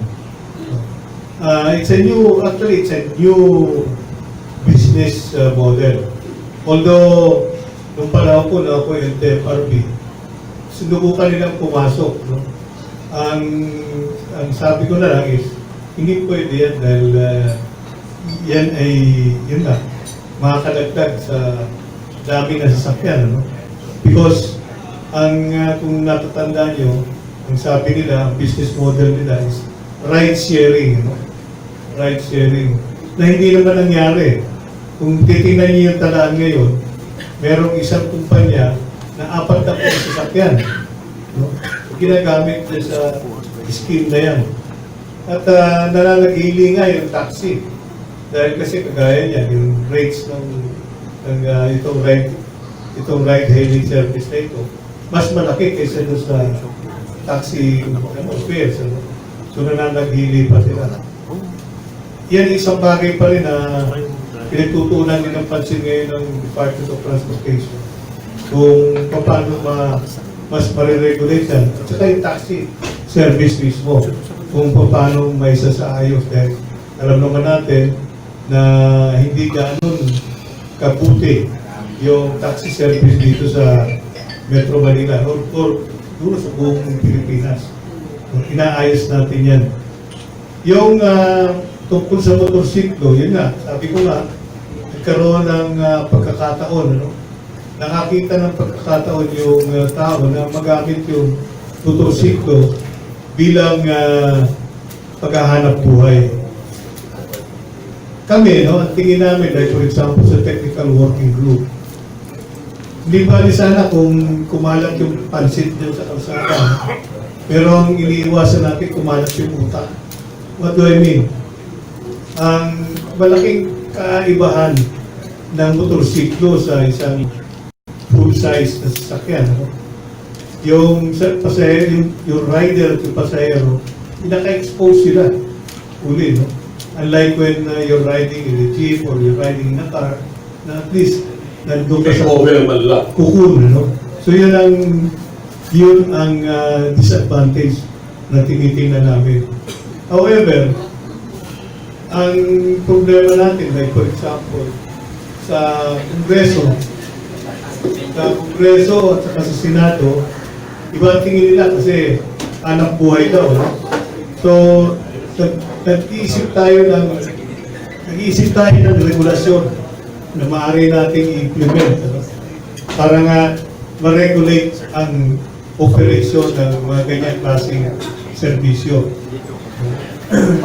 Sa technical working group, iniisip namin kung anong mabuting paraan para ma-monitor sila ng gusto yung mga pumapasok sa ganyan hanap buhay. Although, yung tingin namin, once na maisaayos yung public transport system, yung mass transport system, magtutwindle yan tungkol sa paggamit ng motor sa public utility vehicle. You're that optimistic, Greg? Yes. Okay. Sol, may follow-up pa? Wala na? Okay na? Okay. Yes, please. Today? Good morning, sir. Today online. May question before, sir. Sir Luis. Medyo ano ba yung outlook ng 2019 natin? Medyo nag-inter yung growth ng natin ng GDP. Ano po bang attention? GDP growth was not that significant. Well, sabi ko I think we are ending the year in the vicinity of 6 to 6.2 sa GDP. Na ang projection natin is higher than that. We were projecting actually 7. Because before we were saying if we can maintain 7% na GDP, yan ang talagang way natin to be a tiger economy, no? Although masasabi natin na we were at the lower end of our projection, yun naman isa sa pinakamataas dito sa Asia, no? I think higher than China. Tumalo yata sa atin, Vietnam yata ang number 1 ngayon sa GDP. Pero mataas tayo. Yung iba, you're looking at 3% growth. Alam naman yun, sa developed economy. Pagka 2%, yung inflation. Pero tayo, developing tayo.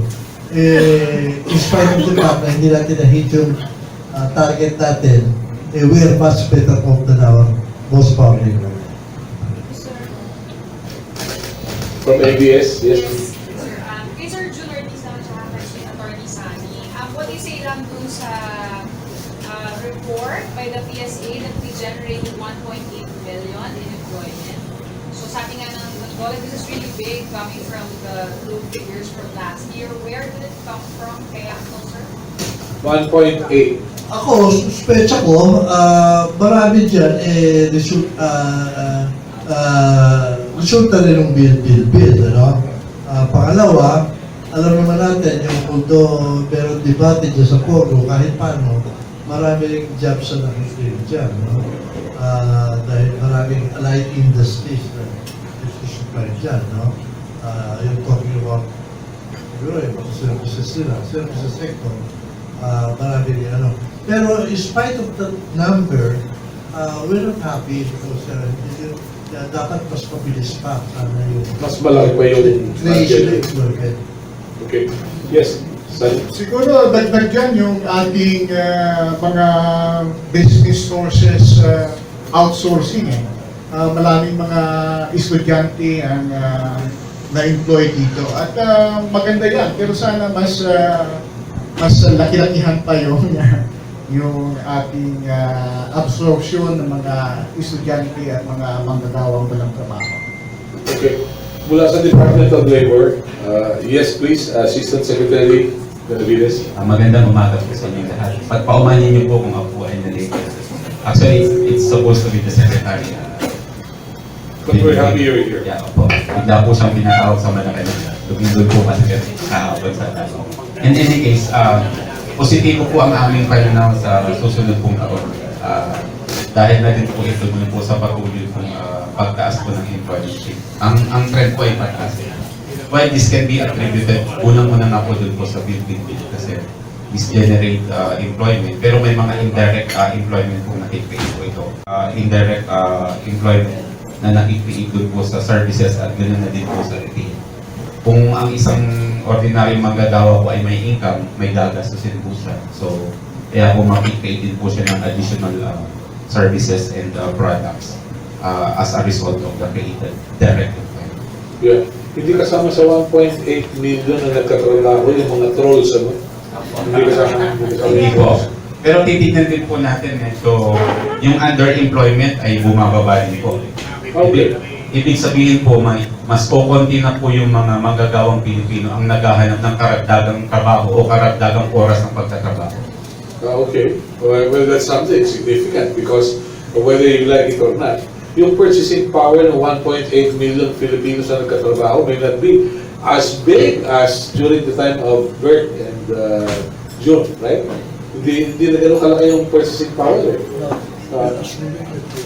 I'm saying that you have historical memory. Anyway, yes please.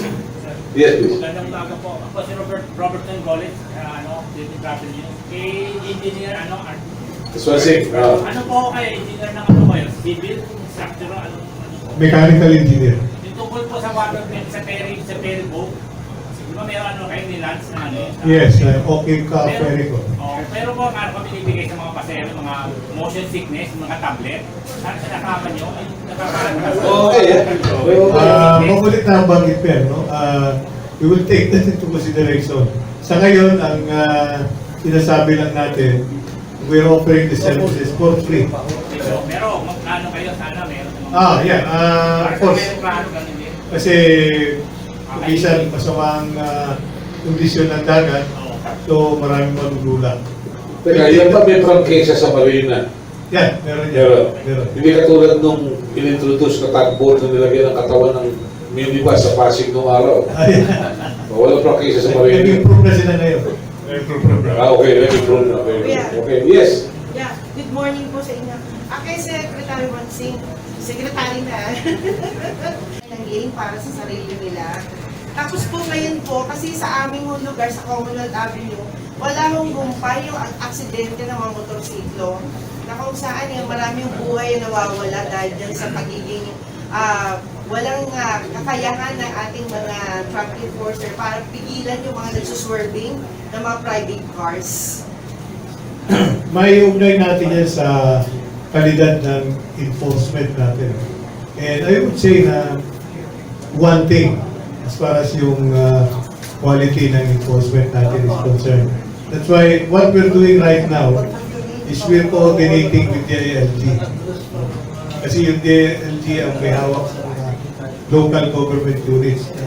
Meron din sila sariling mga enforcement, traffic enforcement. Ang iniisip namin paraan is yung IAC kasi, yung IAC, yung Interagency Committee of Traffic. Ang lead agency dyan is DOTR. Ang iniisip namin is ang gawing lead agency is yung DILG. Tapos ang DOTR will just bibigay ng tao para na sa ganon is mas lalong maayos yung ating enforcement. Enforcement problem yan. At of course, yung tungkol sa pagbibigay ng lisensya, unti-unti na nating iniigpitan ngayon yan. Yung pagbibigay ng lisensya. Pero mas kailangan pa rin na paigtingin yung enforcement para sumunod yung mga tao. Para sa representative ni Secretary Bello, sir, gusto ko namang malaman kung kailan mo kaya matutupad talaga fully yung ENDO. Kasi itong ENDO hanggang ngayon pinag-uusapan mo Well, dalawang bagay po yan.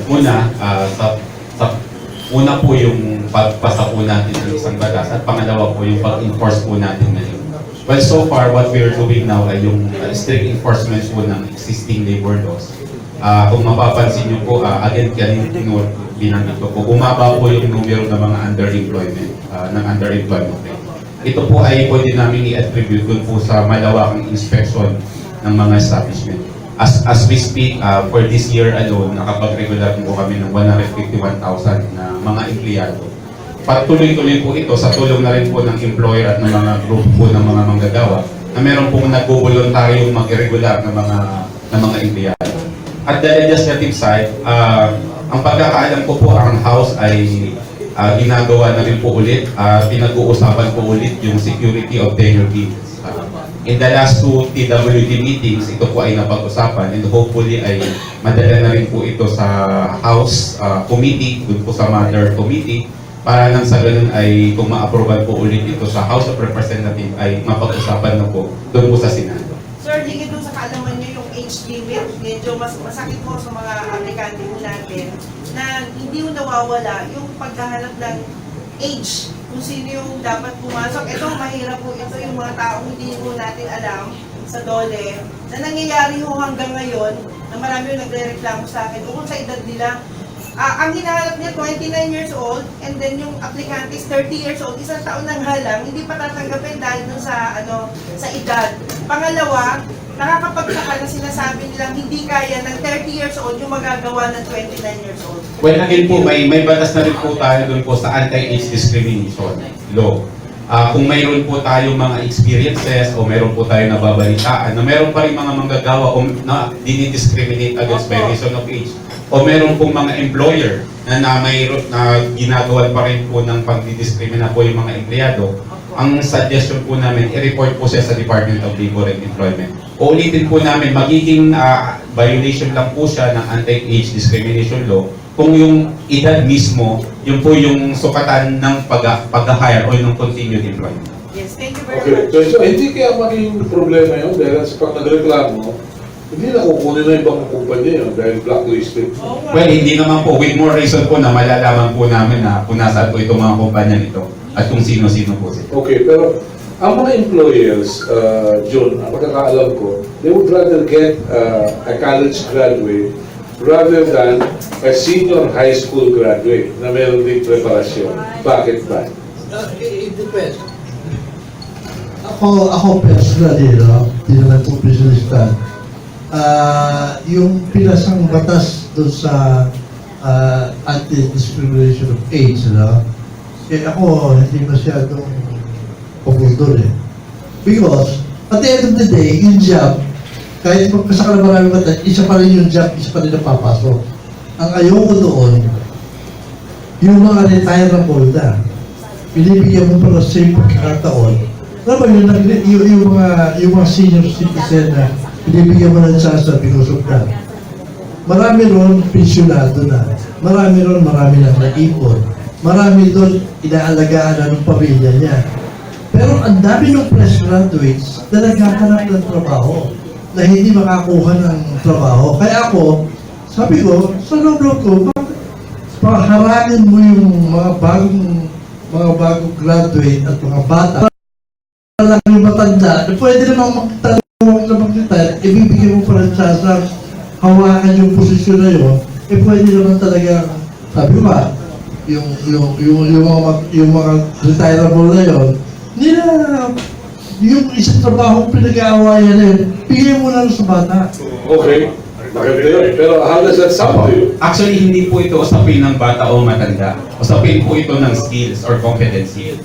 Kung sino po yung mas kayang gawin yung skill, yung trabahong available based on the required skills and competence, yun po yung dapat pong makaya. Hindi po dahil po dun sa edad o dahil po mas nakakabata ka o dapat mas matanda yun. Pero yung katulad doon, hindi nakakakuha ng trabaho yung senior high school graduate. Ang kukunin ng employer, yung college graduate. Depende. Ito, observation lang ito dahil sa diskusyon doon sa ENDO. Ang napansin ko, isang nakausap ko, yung mga service provider, pagka sila nagpo-provide halimbawa ng tao doon sa mga establishment, let's say yung food chain, as compared sa company mag-hire. Kasi kung mag-hire ang kumpanya directly, ang gagawin nyo, siyempre, yun yung pinapamataas ang qualification. And you probably will end up with college graduate doing the work that can be done by K to 12. Ngayon, yung mga nag-hire na mga service provider, ang sinasabi nila, kami, pati bata hina-hire namin kasi mas padaling training. Yun ang binibigay namin sa So, doon mo makikita na ang mentality talaga ng mga yung mga kumpanya, pareho naman na ibaba ito, kunin ko na yung college graduate, no? Yun naman mga training namin yan, pag pinasok namin, train na yan. So, yung mga, as a guest those kumuha ng diretso, yan, training namin yan, kaso sa amin training. Ito, training namin yan. So sila, meron silang leaning towards younger ones, yung mga service provider, as a guest company. So, pareho naman susunod na, kunin ko na yung college graduate. Okay. Yes, Chris. So sir, at the end of the day, it's a matter of competence and skills pa rin po. And usually ito pong skills na to, na-acquire po ito through time. Kaya minsan po yung mga seasoned or yung mga experience na ang usually pong nakakaya o yung may mga mas mataas na ginagawa. Okay. All right. Yes, please. Yes. Mr. Luis, saan ba sa position of PCCI yung Sikira and the pending tax packages? Well, kasi kami, hindi kami, nung una pa, hindi kami masyadong posisyon niya dahil hindi namin alam yung detalye. But as it evolves, we believe that at the end of the day, mas marami makikinabang kung susuportahan namin yung programa ng gobyerno dyan. Dahil assumption namin, pinag-aralan naman nila yan eh. Ang gobyerno ang talagang mas may interest na makabuti sa kalahatan niya kaysa sa individual na, alam mo, lahat tayo nagsasalitarya, yung mga nagsasalita, best of interest natin eh, kanya-kanya yan. So at the end of the day, sabi namin, bayaran na natin ang gobyerno yan. Total, sisigilin na lang natin pag sumabit. Oo, total, masisisi mo naman pagka sumabit. Saka sila naman talaga responsable eh. Yeah, katulad ng rice qualification eh. O di na pumoy mo yung mga magsasaka. Pero magkakaroon na mas marami subdivision kaysa palaya. Kasi kayo rin. Pero hindi naman nata ganun. Hindi naman nata ganun. Follow up? Yung tech venture? Asek pala. Sooner. Mas maganda. There were 34 versions of the Department of Overseas Filipinos bill. But I understand from somebody, another asset said that Dolly is supposed to go to the Department of Overseas Workers bill. So what's the latest version of the Department of Overseas Filipinos? Well, ang latest po niyan ay nasa House o committee. We did that to the wisdom of the members of the committee. Kami naman po ay tumutugon po kami dun sa mga pangangailangan po ng mga OFW. Kung mas makakabuti pong meron pong sariling department, yun po yung susunod. Medyo, ako interesado dahil sa yung pondo ng OWA, pinagpaguran yun nung mga OFWs. Saan mapupunta yun? Sa General Fund? Well, my understanding, sir, is mariretain naman po yung nature na trust fund ng mga kinontribute po ng mga OFW. May sarili po siyang batas at yun ay pagkakaintindi ko po ay mariretain po. Doon po sa version na nakita po namin.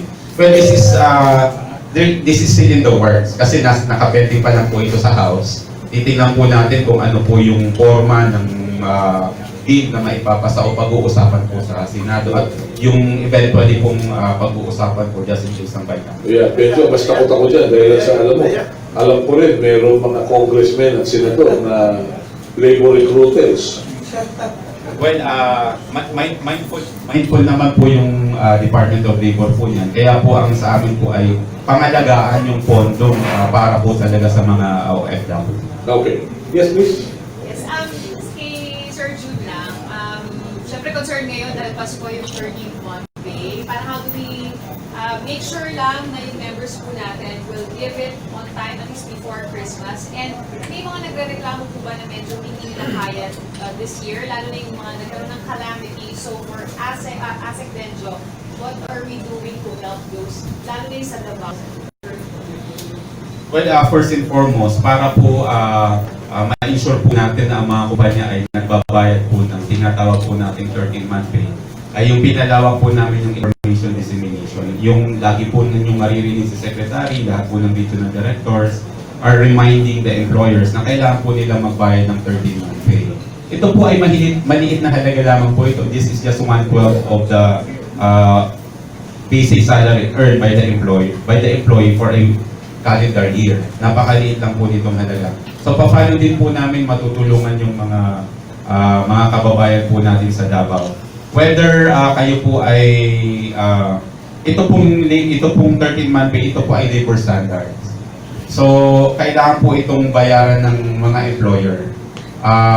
Mayroon po mga pagkakataon po na nagsasara po yung mga kumpanya, may proportionate pa rin po yung 13-month pay po doon. Kahit hindi na po yung 13-month pay, basta meron din po at least matanggap po yung ating mga kababayan manggagawa.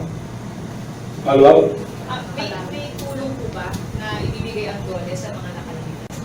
Well, meron po kaming programang tinatawag na tupad. Ito po yung usually binibigay po namin sa mga empleyado na naapektuhan po ng mga kalamidad, whether natural calamity or man-made disaster. Ito po yung nagbibigay po kami ng trabaho. This is just in the form of emergency employment. For a period of time, nagbibigay po kami ng pasahod po sa kanila para may gawin po sila sa community, maglinis o mag-ayos po ng mga nasirang infrastruktura. Meron po kami isang natulungan po dito sa Manila, isa pong hospital. Yung mga nurses pong na-displace ay nag-avail po ng tupad. Dinala po namin sila sa mga barangay health centers. So instead po magtrabaho po sila temporary doon sa hospital, sa po ay temporary din nagtrabaho po doon sa mga barangay health center para po tulungan po yung mga residente o mga constituent po ng mga barangay. At the same time, kumikita na may dignidad. Tama po yun. Kumikita po na yung mga empleyado, nakakatulong pa po sa ating mga kababayan may sakit. Yeah, would you care to add to the discussion, John? Sa totoo lang, sa mga miyembro namin, sa lahat where I'm involved, CIA, AFO, PNESCO, bihira, wala akong alam na nagbabayad ng less than 14 months. Marami pa ron. 14 months, ha? Wala akong alam na hindi nagbabayad ng 14 month pay. Sa mga kilala ko. At yung 13 month pay, karamihan, binibigay nila kalahati, immediate. As a matter of fact, marami sa amin nagbabayad mostly 15 months. But you have to remember, we are upper, yung mga members sa amin, small, and large, and medium. How big is the small pag sa inyo? Yung qualification ng ano. But remember, ang micro natin, 90% enterprises. Micro is 90%. Micro. Ang Less than a million. No, 44 of habit enterprises pa. 80% is micro. Small is 8%. Medium and large are 1% each. Really? So yung 90% ang may problema, yung micro. Yan hindi ko salat kung paano bayaran dyan. But we know na ang narinig namin, wala naman nag-apply na exemption yun eh. Wala nag-apply na exemption yun. So I guess, now people, they're beginning to comply. As sinasabi ko lang, madalas kasi sinasabi nila yung mga kumpanya hindi nagbabayad. Ala akong kilala, sabihin ko namin, nagbabayad ng less than 14. Okay, that's something, huh? Well, sa amin naman po, based po sa inspection data po namin, mataas po ang compliance ng 13-month pay. Meron nga lang po talaga mga kumpanya na hindi po nakakapagbayad o kulang po yung bayad ng 13-month pay. Yun naman po ay dinadaan po namin sa tamang proseso sa pag-issue po ng compliance order o di kaya may conciliation mediation. Kung saan tinatakda po namin yung, let's say, staggered na lang na pagbabayad po ng 13-month pay. Kung hindi po talaga kaya ng isang maliit na negosyo. Very good. Sani? I-confirm ko yung sinabi ni kasamang yun ng ECOP na actually sa mga organized establishment hindi na pinag-usapan yung 13th month pay. Umabot na ng 15th month pay, 16th month pay pa. Nakukuha yan sa collective bargaining negotiation. May isa lang akong punto nire-raise yung tungkol sa mga kasambahay. Kasi parang yung mga kasambahay natin nakalimutan. Sa ilalim ng bagong batas, yung mga kasambahay natin ay dapat may 13th month pay rin. Ganun. Tama po. May 13th month pay. Okay. Ang hindi ko alam, napas na ba yung minimum wage na ngayon kasi, ang balita ko, 5,000 yung kami, wala naman kami problema sa 5,000. Like I say, once I said, ang problema ron, meron talaga tayo kasi ng mga minimum wage earners, working class, na kailangan nila ng sabay. Hindi nila kaya yung ganun ano. Ibig sabihin, tatrabaho, mapipilitan pa kung magtrabaho yung asawa eh. Dahil hindi nila kaya. Pero yung iba daw kasi, depende sa agreement. Kahit walang CBA, it's agreement between the employer and the housekeeper. Dati 3,500. I understand they are now passing 5,000. So, Pero may magic word lang to June. Sige, susumbong kita kay ate. service provider yun. Okay, sumbong kita kay ate. Yung concern namin dito sa NCR ang NCR mababa na compared sa ibang mga videos.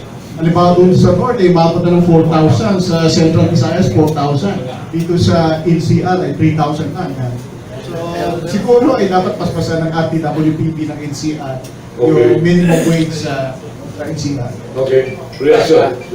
Well, tama po yun. May iba po tayong mga rehiyon dito po sa bansa na mas mataas na po yung minimum wage rates para sa mga kasambahay. Dito po sa NCR, present 3,500. So kaya po napag-desisyon na pong ito po ay i-revisit. At part po ng revisiting po ng minimum wage rate ngayon, yung mga pag-uusap po sa RTWP. Medyo yung bang inyong revisiting na yan, may timetable ba kayo?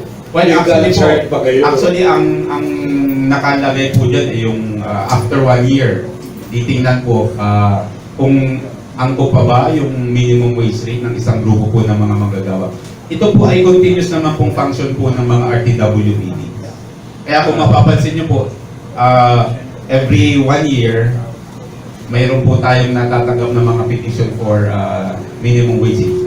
Okay, very good. Yes, Ed Usman. Sir, good morning po. Particularly po sa kay Yusek ng Tobe. Sir, meron pong OFW, Isos May 2018. Bumsarado siya sa anak ng employer niya. Stitches sa ulo, basagang kamay, basagang tuhod. Pero tinulungan ng justisya ng embassy sa ano po yung dapat na gawin para magkaroon ng justisya. I can give you all the facts, sir. Sige po, kung ito po ay sa Malaysia, personal friend ko naman po yung bago pong labat ngayon sa Malaysia, si Labat Yancy. Yung tingnan po natin ano po ba yung extent ng settlement po nila. Ang pananaw po natin dito sa Pilipinas, hindi po nasa-settle yung criminal liability. Ganun po siguro po sa ibang bansa, criminal liability cannot be compromised. So, paano po natin mabibigyan po ng hustisya? Ito po ay sa pamamagitan po ng pagkasampa po ng kaukulang kaso na kriminal. Meron po tayong legal assistance na pinoprovide po sa mga OFW dito man po sa bansa o doon po sa bansa pinagkatrabahoan po nila sa pamamagitan po ng ating mga embassy at mga polo offices. Okay. Pwede po silang pumunta sa inyo? Pwede po. Actually, kung nandito po sila ngayon sa Pilipinas, pwede po silang bumisita sa Department of Labor and Employment. Pero tanong ko na rin po, sir, kasi kung sila po ay nagsettle, yun po ba ay under the watch or supervision po ng Department of Labor or the polo doon po sa Malaysia? Para nang sa ganun ay na-ensure po namin na yung mga terms and conditions ng settlement ay naayon po sa ating mga umiiral na batas. Ang sabi po ng kapatid sa akin, yung embassy ang tumulong sa kanya, I am not aware kung kasama po yung embassy. So for sure sir, kung ito po ay tinulungan po ng embassy ay yung mga nakalagay po o nakapaloob po dun po sa settlement agreement po nila ay naayon naman po yan sa umiiral pong batas po natin. Okay, very good. Yes, please. Sir, sorry kung paano ba po sa DOTR, no? Sir, gawa po tayo ng flyover, mga tulay, para magkaroon ng mas malulang traffic sa baba po. Pero, sige rin po yung dagdag ng mga sasakyan. Tapos wala rin po tayong face out. So, parang pagkatapos ng flyover, hindi na mas maraming sasakyan, zero yung pagganda ng traffic po. Ano po yung remedyo dyan? Okay. Tungkol sa pagdagdag na sasakyan, hindi talaga may iwasan yan. No? Maraming tao gusto magkaroon ng sarili sasakyan for their mobility. Yung phase out, wala yan eh. Kasi pag pinace out mo siya, sabihin natin luma, bibili lang na mas bago yun. So zero rin. Ang talagang sagot yan is maayos public transport system. Okay. Kaya hindi mangyari yung hindi mapigil yung tao bumili ng sarili niya sasakyan, torsiklo o kaya kotse. Then wala siyang maasahan as far as public transportation is concerned. Halimbawa, si Melo, yung kanyang kotse hindi magamit ng Lunes kasi color coding. Dalawa nga, pareho pa ng numero eh. Problema niya papunta rito ng Lunes. Ngayon, if he can be assured na meron siyang masasakyan galing doon sa kanyang tinitira, pupunta rito sa aristocrat, public transport, then wala yun, hindi nagagamit ang sasakyan yun. Ngayon, yung talagang hindi mapigil gumamit ng sariling sasakyan, later, we will approach yung kagaya ng ginagawa sa Singapore, road pricing.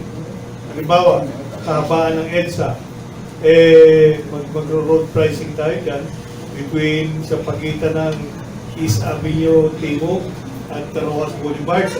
Pagka ikaw ay dumaan dyan between 7 o'clock in the morning at 10, tapos 4 o'clock in the afternoon at 10 ng gabi, bayad ka. Parang Singapore yan, sa Orchard Road. Yeah, parang Singapore yan. But then, kailangan mo munang ayusin yung public transport system para walang ibabalik sa gobyerno na pinipigilan mo kami gumamit sa sasakyan. Pero isa pa, siguro sabay mo na rin, kung magkakaroon ka ng ganitong iskema, magturo ka rin kung saan pwedeng dumaan yung ayaw magbayad. Tama. At wala ibabayad. Kasama yun. No? Kaya kagaya nung halimbawa, yung mga mabuhay lanes na yan, lilinisin yan na walang masyadong obstruction para meron namang madadaanin sa sasakyan. Okay. At again, ang key dyan is yung maayos na public transport system. Very good. At yung mga may hawak ng prangkesa ng bus, may bus talaga. May bus. Oh yeah, of course. Diba? Yun nga isang ayusin natin. Parang singer yan ah. Sayang. Anyway, yes please. Sir, balik ba tayo sa usapin ng 14 months ano po may agreement for example, may mga businesses na like malas naman, kung anong sana is budget. Would they use it as an excuse na nasira yung business nila kaya gusto nila Well, ang una po dyan ay, unang-una, na-earn na po niya yan.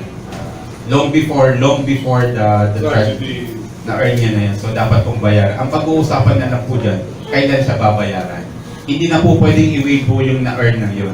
Kasi baka sabihin ng employer, na mayroong nasunugan ako, ibig pong sabihin ba yung mga na-earn nung January pa hanggang November, points na lang. Hindi po pwede po yun. Paano po kung halimbawa, nabitin ng employer na I cannot restructure my business kung babayaran pa? Well, ito po ay pag-uusapan na po doon sa tinatawag po namin conciliation and mediation. Kung hindi po sila tatalima po doon, mapipilitan po kami maglabas po ng compliance order. Kasi parang sahod din po itong na-earn na.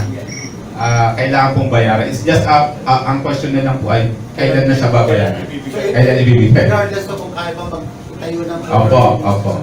Ang isa lang po kung ito po talaga ay total closure, kahit naman po total closure po ito or partial closure, meron pa rin po siyang pananagutan, hindi po na-obliterate yung kanyang obligasyon po sa manggagawa na na-earn na niya po. Hindi proportion na trailer truck. Nabala ho kami ng more than 3 hours dyan sa Cavite. Ganyan alam ba talaga yan? Maningil na maningil, pero yung kapakanan ng mga motorista parang wala silang pakialam. Well, sa operations naman, pinag-uusapan niya kung paano may improve yung kanilang operation. Tapos yung kagaya ng binanggit mo, na kung merong mga exigencies na ganyan, pero aksidente, ano dapat nilang gawin? Para sa ganun, hindi masyadong mabalam yung daloy ng traffic. Malamang, nagkataon kasi yung sakuna na yun, nangyari sa madaling araw. Saturday, mga 7 ng gabi. 7 ng gabi. So, yung nagre-responding mga tauhan ng Capitex, hindi na ganun karami, no? At hindi kagad nila na-accident. Bakit magaling pa ng NLEX yung response? Hindi naman. Meron sariling team yung Capitex para mag-responde sa ganyang klase sakuna. Okay. Yes, please. Kaya, sa Dole.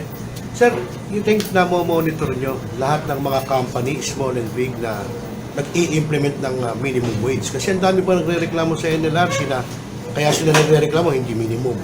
Kaya sila nagre-reklamo sobra sa oras. Katulad ko, meron akong mga alam na company, hindi minimum. Sino ba nagpapatupad ng minimum?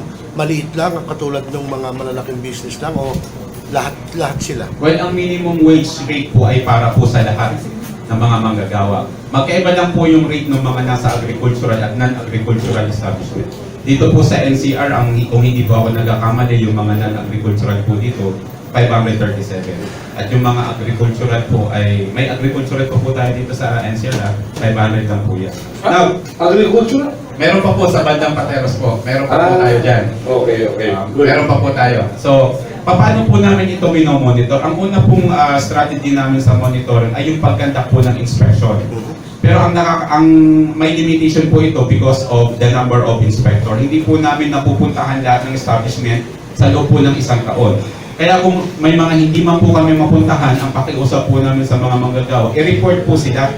I-report po sila sa anumang opisina po ng Department of Labor and Employment para po ito ay matutukan po namin, mapapuntahan at ipatawag po yung mga employees. Marami pa. Opo. Papatupad.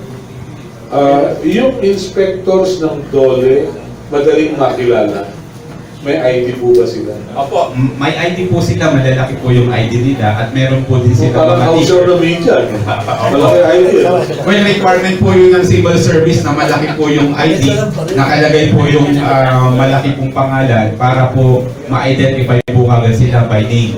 How would we know kung original yan o peke na inspector? Well, malalaman niyo po yan doon po sa inspection authority na ini-issue po ng aming mga regional directors. Sila lang po yung nabibigyan po ng mga inspection authority, may papel po siya. Pero meron pa rin po tayong mga instances kung saan pangilan-ilan, lalo yung may alam po sa proseso, pinipeke po nila yung inspection authority. Kagaya na rin po nung pagpepeke po nila ng mga alien employment permit.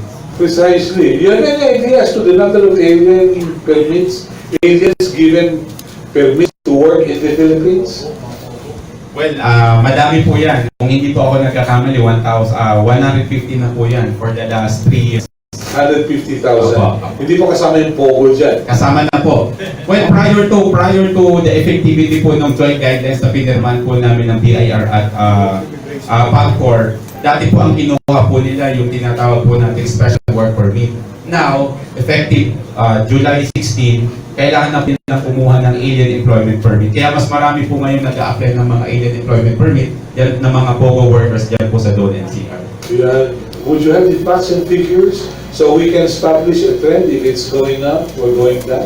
Well, I do not have the exact figure but the trend is going up. Malaki po yung dinagdag na ng numero ng mga aplikante po ng AEP ng mga POGO workers. Do you have any idea as to the kind of salaries they receive? Ang range po niyan ay nasa 30 to 50. Yun po yung dinideclare po nila, of course. Kasi naka-indicate po yan. Ito po yung mga ordinaryong rank and file employees lang. Okay, very good. Yes, please. Sir, matatapos na naman kasi yung year-end. Yung taon, hindi yung year-end. Yung problema pa rin, yung endo, sugawa naman. Yung pa rin, yung naglalaban nila, at hanggang kailan matatapos yung Well, on the personal ito kung magkaroon po tayo ng isang batas patungkol po sa security of tenure. But while waiting for that legislation, ang ginagawa po ng Department of Labor is inspection, but this inspection would usually ripen into a case. Which case ay ini-inhibit naman po sa ating mga korte from the Office of the Secretary, dinadala po sa Court of Appeals hanggang sa Supreme Court po. Ito po yung prosesong dinadaanan ng mga inspection cases na ginagawa po ng Department of Labor and Employment. Nagkaroon po tayo ng mga volunteers sa mga company para i-monitor yung mga kanilang mga endo. Ano ang nangyari doon? Tuloy-tuloy naman po yung monitoring natin. Kaya nga po ngayon, tuloy-tuloy po yung mga reports po namin sa amin na nagkakaroon po ng mga voluntary regularization. Bakit po namin ini-encourage yung voluntary regularization? Kasi ito po yung mga instances na hindi na po dumadaan sa mga korte. Pag dumaan po kasi sa mga korte, medyo matagal at medyo magastos. So ayaw na po nating patagalin yung mga issue at pagastusin yung mga manggagawa para lang sa security of tenure po. Saan po nagkakagastos? Sino-sino suhulan? Well, ang usapin po sa gastos ay dun po sa proseso na matagal. Kung dadalhin po ito sa Court of Appeals, kailangan nyo po magkaroon ng abogado. kung ito po ay iaakit po sa Korte Suprema, kailangan nyo mas magaling na abogado. So, pero hindi po ito dun lang sa abogado. Of course, magpapasirox po kayo ng mga papel, ilang kopya po yan. Pupunta po kayo doon, gagastos kayo ng pamasahe. Bukod po doon sa pag-aantay nyo. Yun po yung cost na hindi po natin nakikita na mas malaki. Yung pag-aantay. Mahirap pong mag-antay, lalo na kung wala kang inaantay. Ayun, delikado. Ano reaction mo sa sinabi ni Benjo? Coming from FFW. Okay, sa Federation of Free Workers naman, sinusuportahan namin yung mga proposals sa House of Representatives at sa Senado. At tumatakbo na ngayon sa House sa Senado hindi pa. Pero maliban dyan ay nakipag-usap kami sa mga employers, tulad ng Employers Confederation of the Philippines. Ay may tatlo na kaming bilateral meeting with ECO, PhilExport at PCCI, kasama yung FFW, PUCPS Centro, para pag-usapan itong mga issue na kasama na yung Indo. So, yun ang isang mga inisyatiba namin samantalang naglalabi sa bagong batas. Kinakailangan talaga ng bagong batas para tutukan itong question ng Indo. Ang isa pang problema dito, may mga niregular na o may compliance order na yung Department of Labor and Employment at pinatatanggal yung kontrata. Kaya nahinto na rin, natanggal yung mga manggagawa. Kaya sinasabi namin sa Office of the Secretary of Labor na bigyan kami sana kung hingi kami ng kopya ng compliance order, although hindi kami party to the case, yung trade unions dapat ay bibigyan ng kopya kung nire-request namin para at least ma-monitor ng trade union yung compliance order na inisyo ng Secretary of Labor. May mga maraming naobserbahan kami ng mga kumpanya na pagkatapos may order of compliance ay piniterminate yung kontrata doon sa agency. Ang isa lang namin na consideration ay yung Executive Order 51 ni Pangulong Duterte na nagsasabi kapag tinanggal mo yung manggagawa na may compliance order at pending pa yung apila, ay dapat final and executory na yung desisyon. Yun ang pinaglalaban namin sa mga manggagawang natanggal na sa kumpanya pending yung apila. Ngayon, ang FFW ay may dalawang kaso na hinawakan ng mga malalaking kumpanya na tinanggal ang mga manggagawa samantalang may compliance order at under appeal yung compliance order na yun. Medyo malulukot yun. May compliance order tapos nilabag pa. Hindi siguro member ng PCCI, ECO at ng kaya in-encourage namin yung mga employer na maging member ng ECO para may corporate social. Sa totoo lang, kung minsan na ang akala ng mga tao, nag-aaway-aaway kami. Sa gaya na sabi ni, kanina, nag-uusap kami. At pinag-uusapan namin yung mga issues na yan at paano solusyon on a common You can really disagree without being disagreeable, right? We can be disagreeable in media. But we, okay, mabuti, naniniwalag kasi din. meron kami ang president, meron kami. Alakala ba, nasabihin namin na. Okay. Kung voluntary regularization, at ano po ba pagkakaintindi ko, nasa kamay pa rin ng mga employer kung i-regular nila ang isang company or hindi. At kung parang tuloy pa rin is another way of practice ng pagkakaroon ng endo, di ba? Kasi kung halimbawa, sinabi na isang employer po, after this period, nagmula, parang ganun po. It's pinatatagal lang yung proseso, pero at the end of the day, ganun pa rin naman ang sistema. Ma'am, ang legal na proseso po kasi ay maglabas ang Department of Labor ng isang compliance order at yun po yung susundin po ng mga kumpanya. Kapag meron po tayo mga voluntary regularization, hindi na po naglalabas ang department ng mga compliance order. Instead of awaiting for the compliance order, sila na po mismo ang nag-voluntary na irregular ko na po sila. So yun po ay regularization po yun na base po dun po sa kanilang decision at pakikipag-usap na rin po dun sa mga concerned employees. Sir, gano'n po karami company ang binigyan niyo po ng karapatan for voluntary regularization? Actually po ma'am, hindi po namin sila binibigyan ng karapatan. Binibigyan lang po namin sila ng option. option po yun na wag nang dalhin ang issue sa kasuhan. Instead, itigil na natin yung kasuhan, mag-usap tayo, magkaroon ng voluntary regularization. Based po dun sa mga numero na nakasubmit po sa amin, mas mataas po ang bahagdan ng mga empleyado na regular sa pamamagitan ng voluntary regularization. Kasi yun po yung pinakamadali, hindi na po sila dumadaan pa sa dun po sa legal na prosesong aakyat sa Court of Appeals hanggang sa Korte Suprema. Maraming salamat. Maraming salamat po.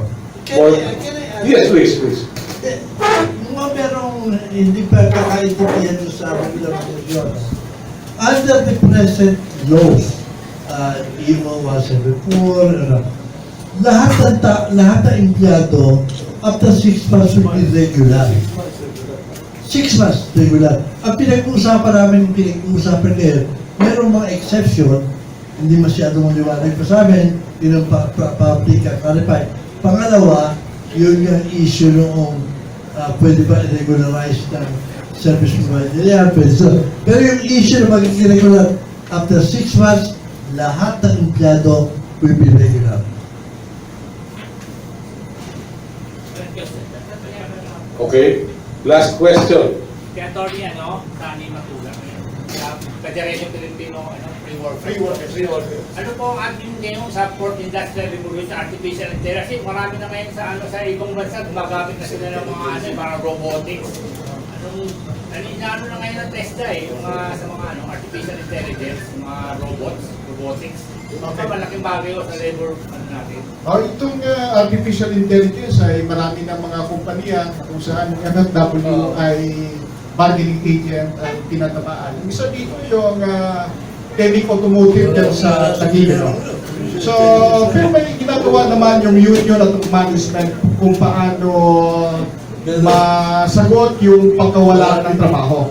Halimbawa itong mga robotics, tawag nila ngayon dyan sa Temic, cobots cooperation with the robots. Kasi yung mga robot na doon sa semiconductor kasi yung Temic Automotive. So may mga magkagawa na hindi na kinakailangan.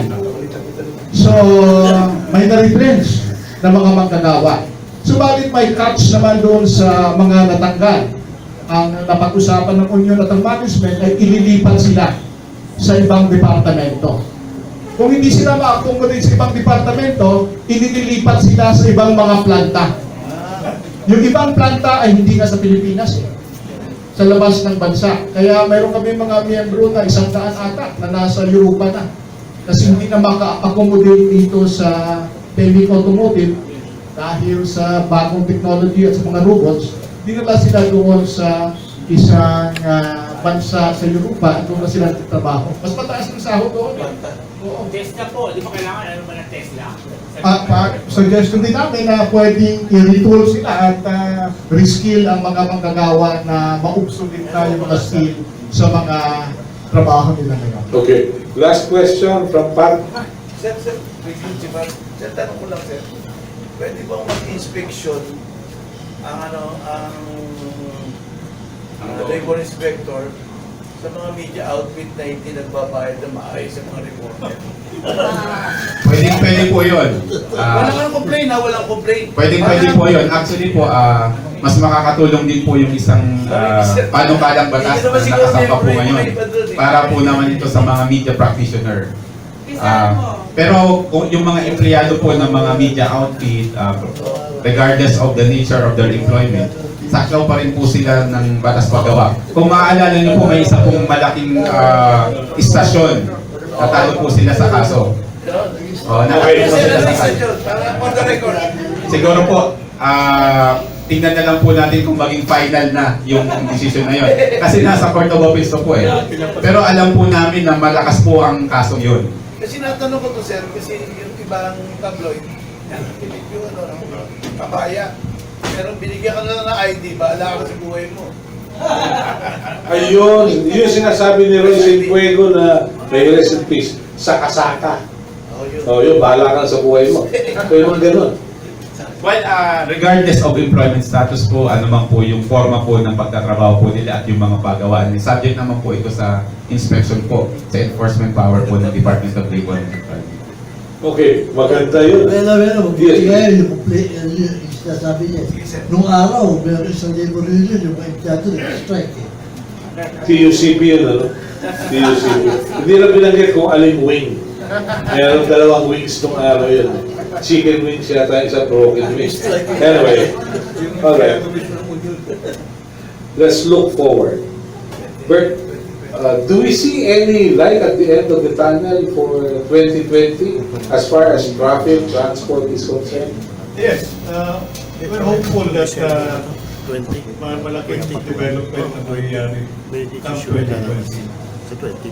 Binabalangkas, as I've said, always said, binabalangkas na namin ngayon anong gagawin natin pagdating ng 2020. The situation as far as commuting is concerned is unbearable.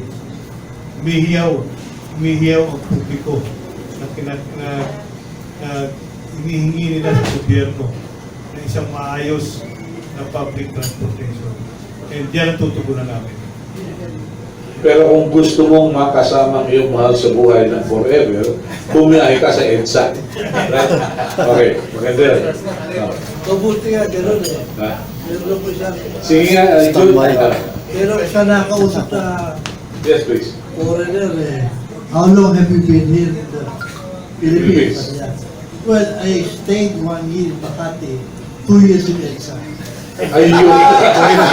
Nice one, ha? Nice one. So, okay. Sa atin, ano nakikita mo sa 2020? Dahil sa malapit na rin yung hinihintay ng taong bayan na 2022. Yung isang hinihingi ng manggagawa, sana may labas na yung security of tenure law na matagal-tagal nang hinihintay, pero porsigido pa rin kami na hindi aatras doon sa security of tenure bill na yan. At gusto sana namin na yung bagong 2020 vision, pantay na pagtingin, ay sana yung right to self-organization as lalo mas strengthen at yung mga killings na nangyayari ng 2019 na hindi na mangyayari sa 2020. Very good. Yes, Mr. Assistant Secretary. Well, sa nakalipas pong lampas na 3 taon, marami na tayong napagtagumpayan. Pero mayroon pa po tayong mga kailangan gawin. Yung mga tagumpay po yan ay dahil na rin hindi lang sa Department of Labor and Employment, dahil po sa mga kasama namin sa ECO at sa mga kasama namin sa pag-uunyon. For the 2020, mas magiging sa paningin po namin, mas magiging tahimik po ang mga industriya at mas mapoprotektahan po ang mga karapatan po ng manggagawa. Ganun din po yung pagpopromote ng mga interes ng employer kung patuloy po kami mag-uusap, yung mga social partners.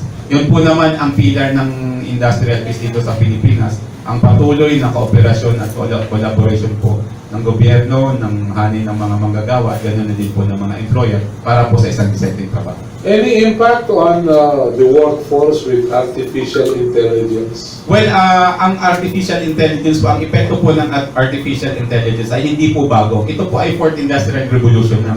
Dumaan na po tayo sa 3rd Industrial Revolution, 2nd Industrial Revolution.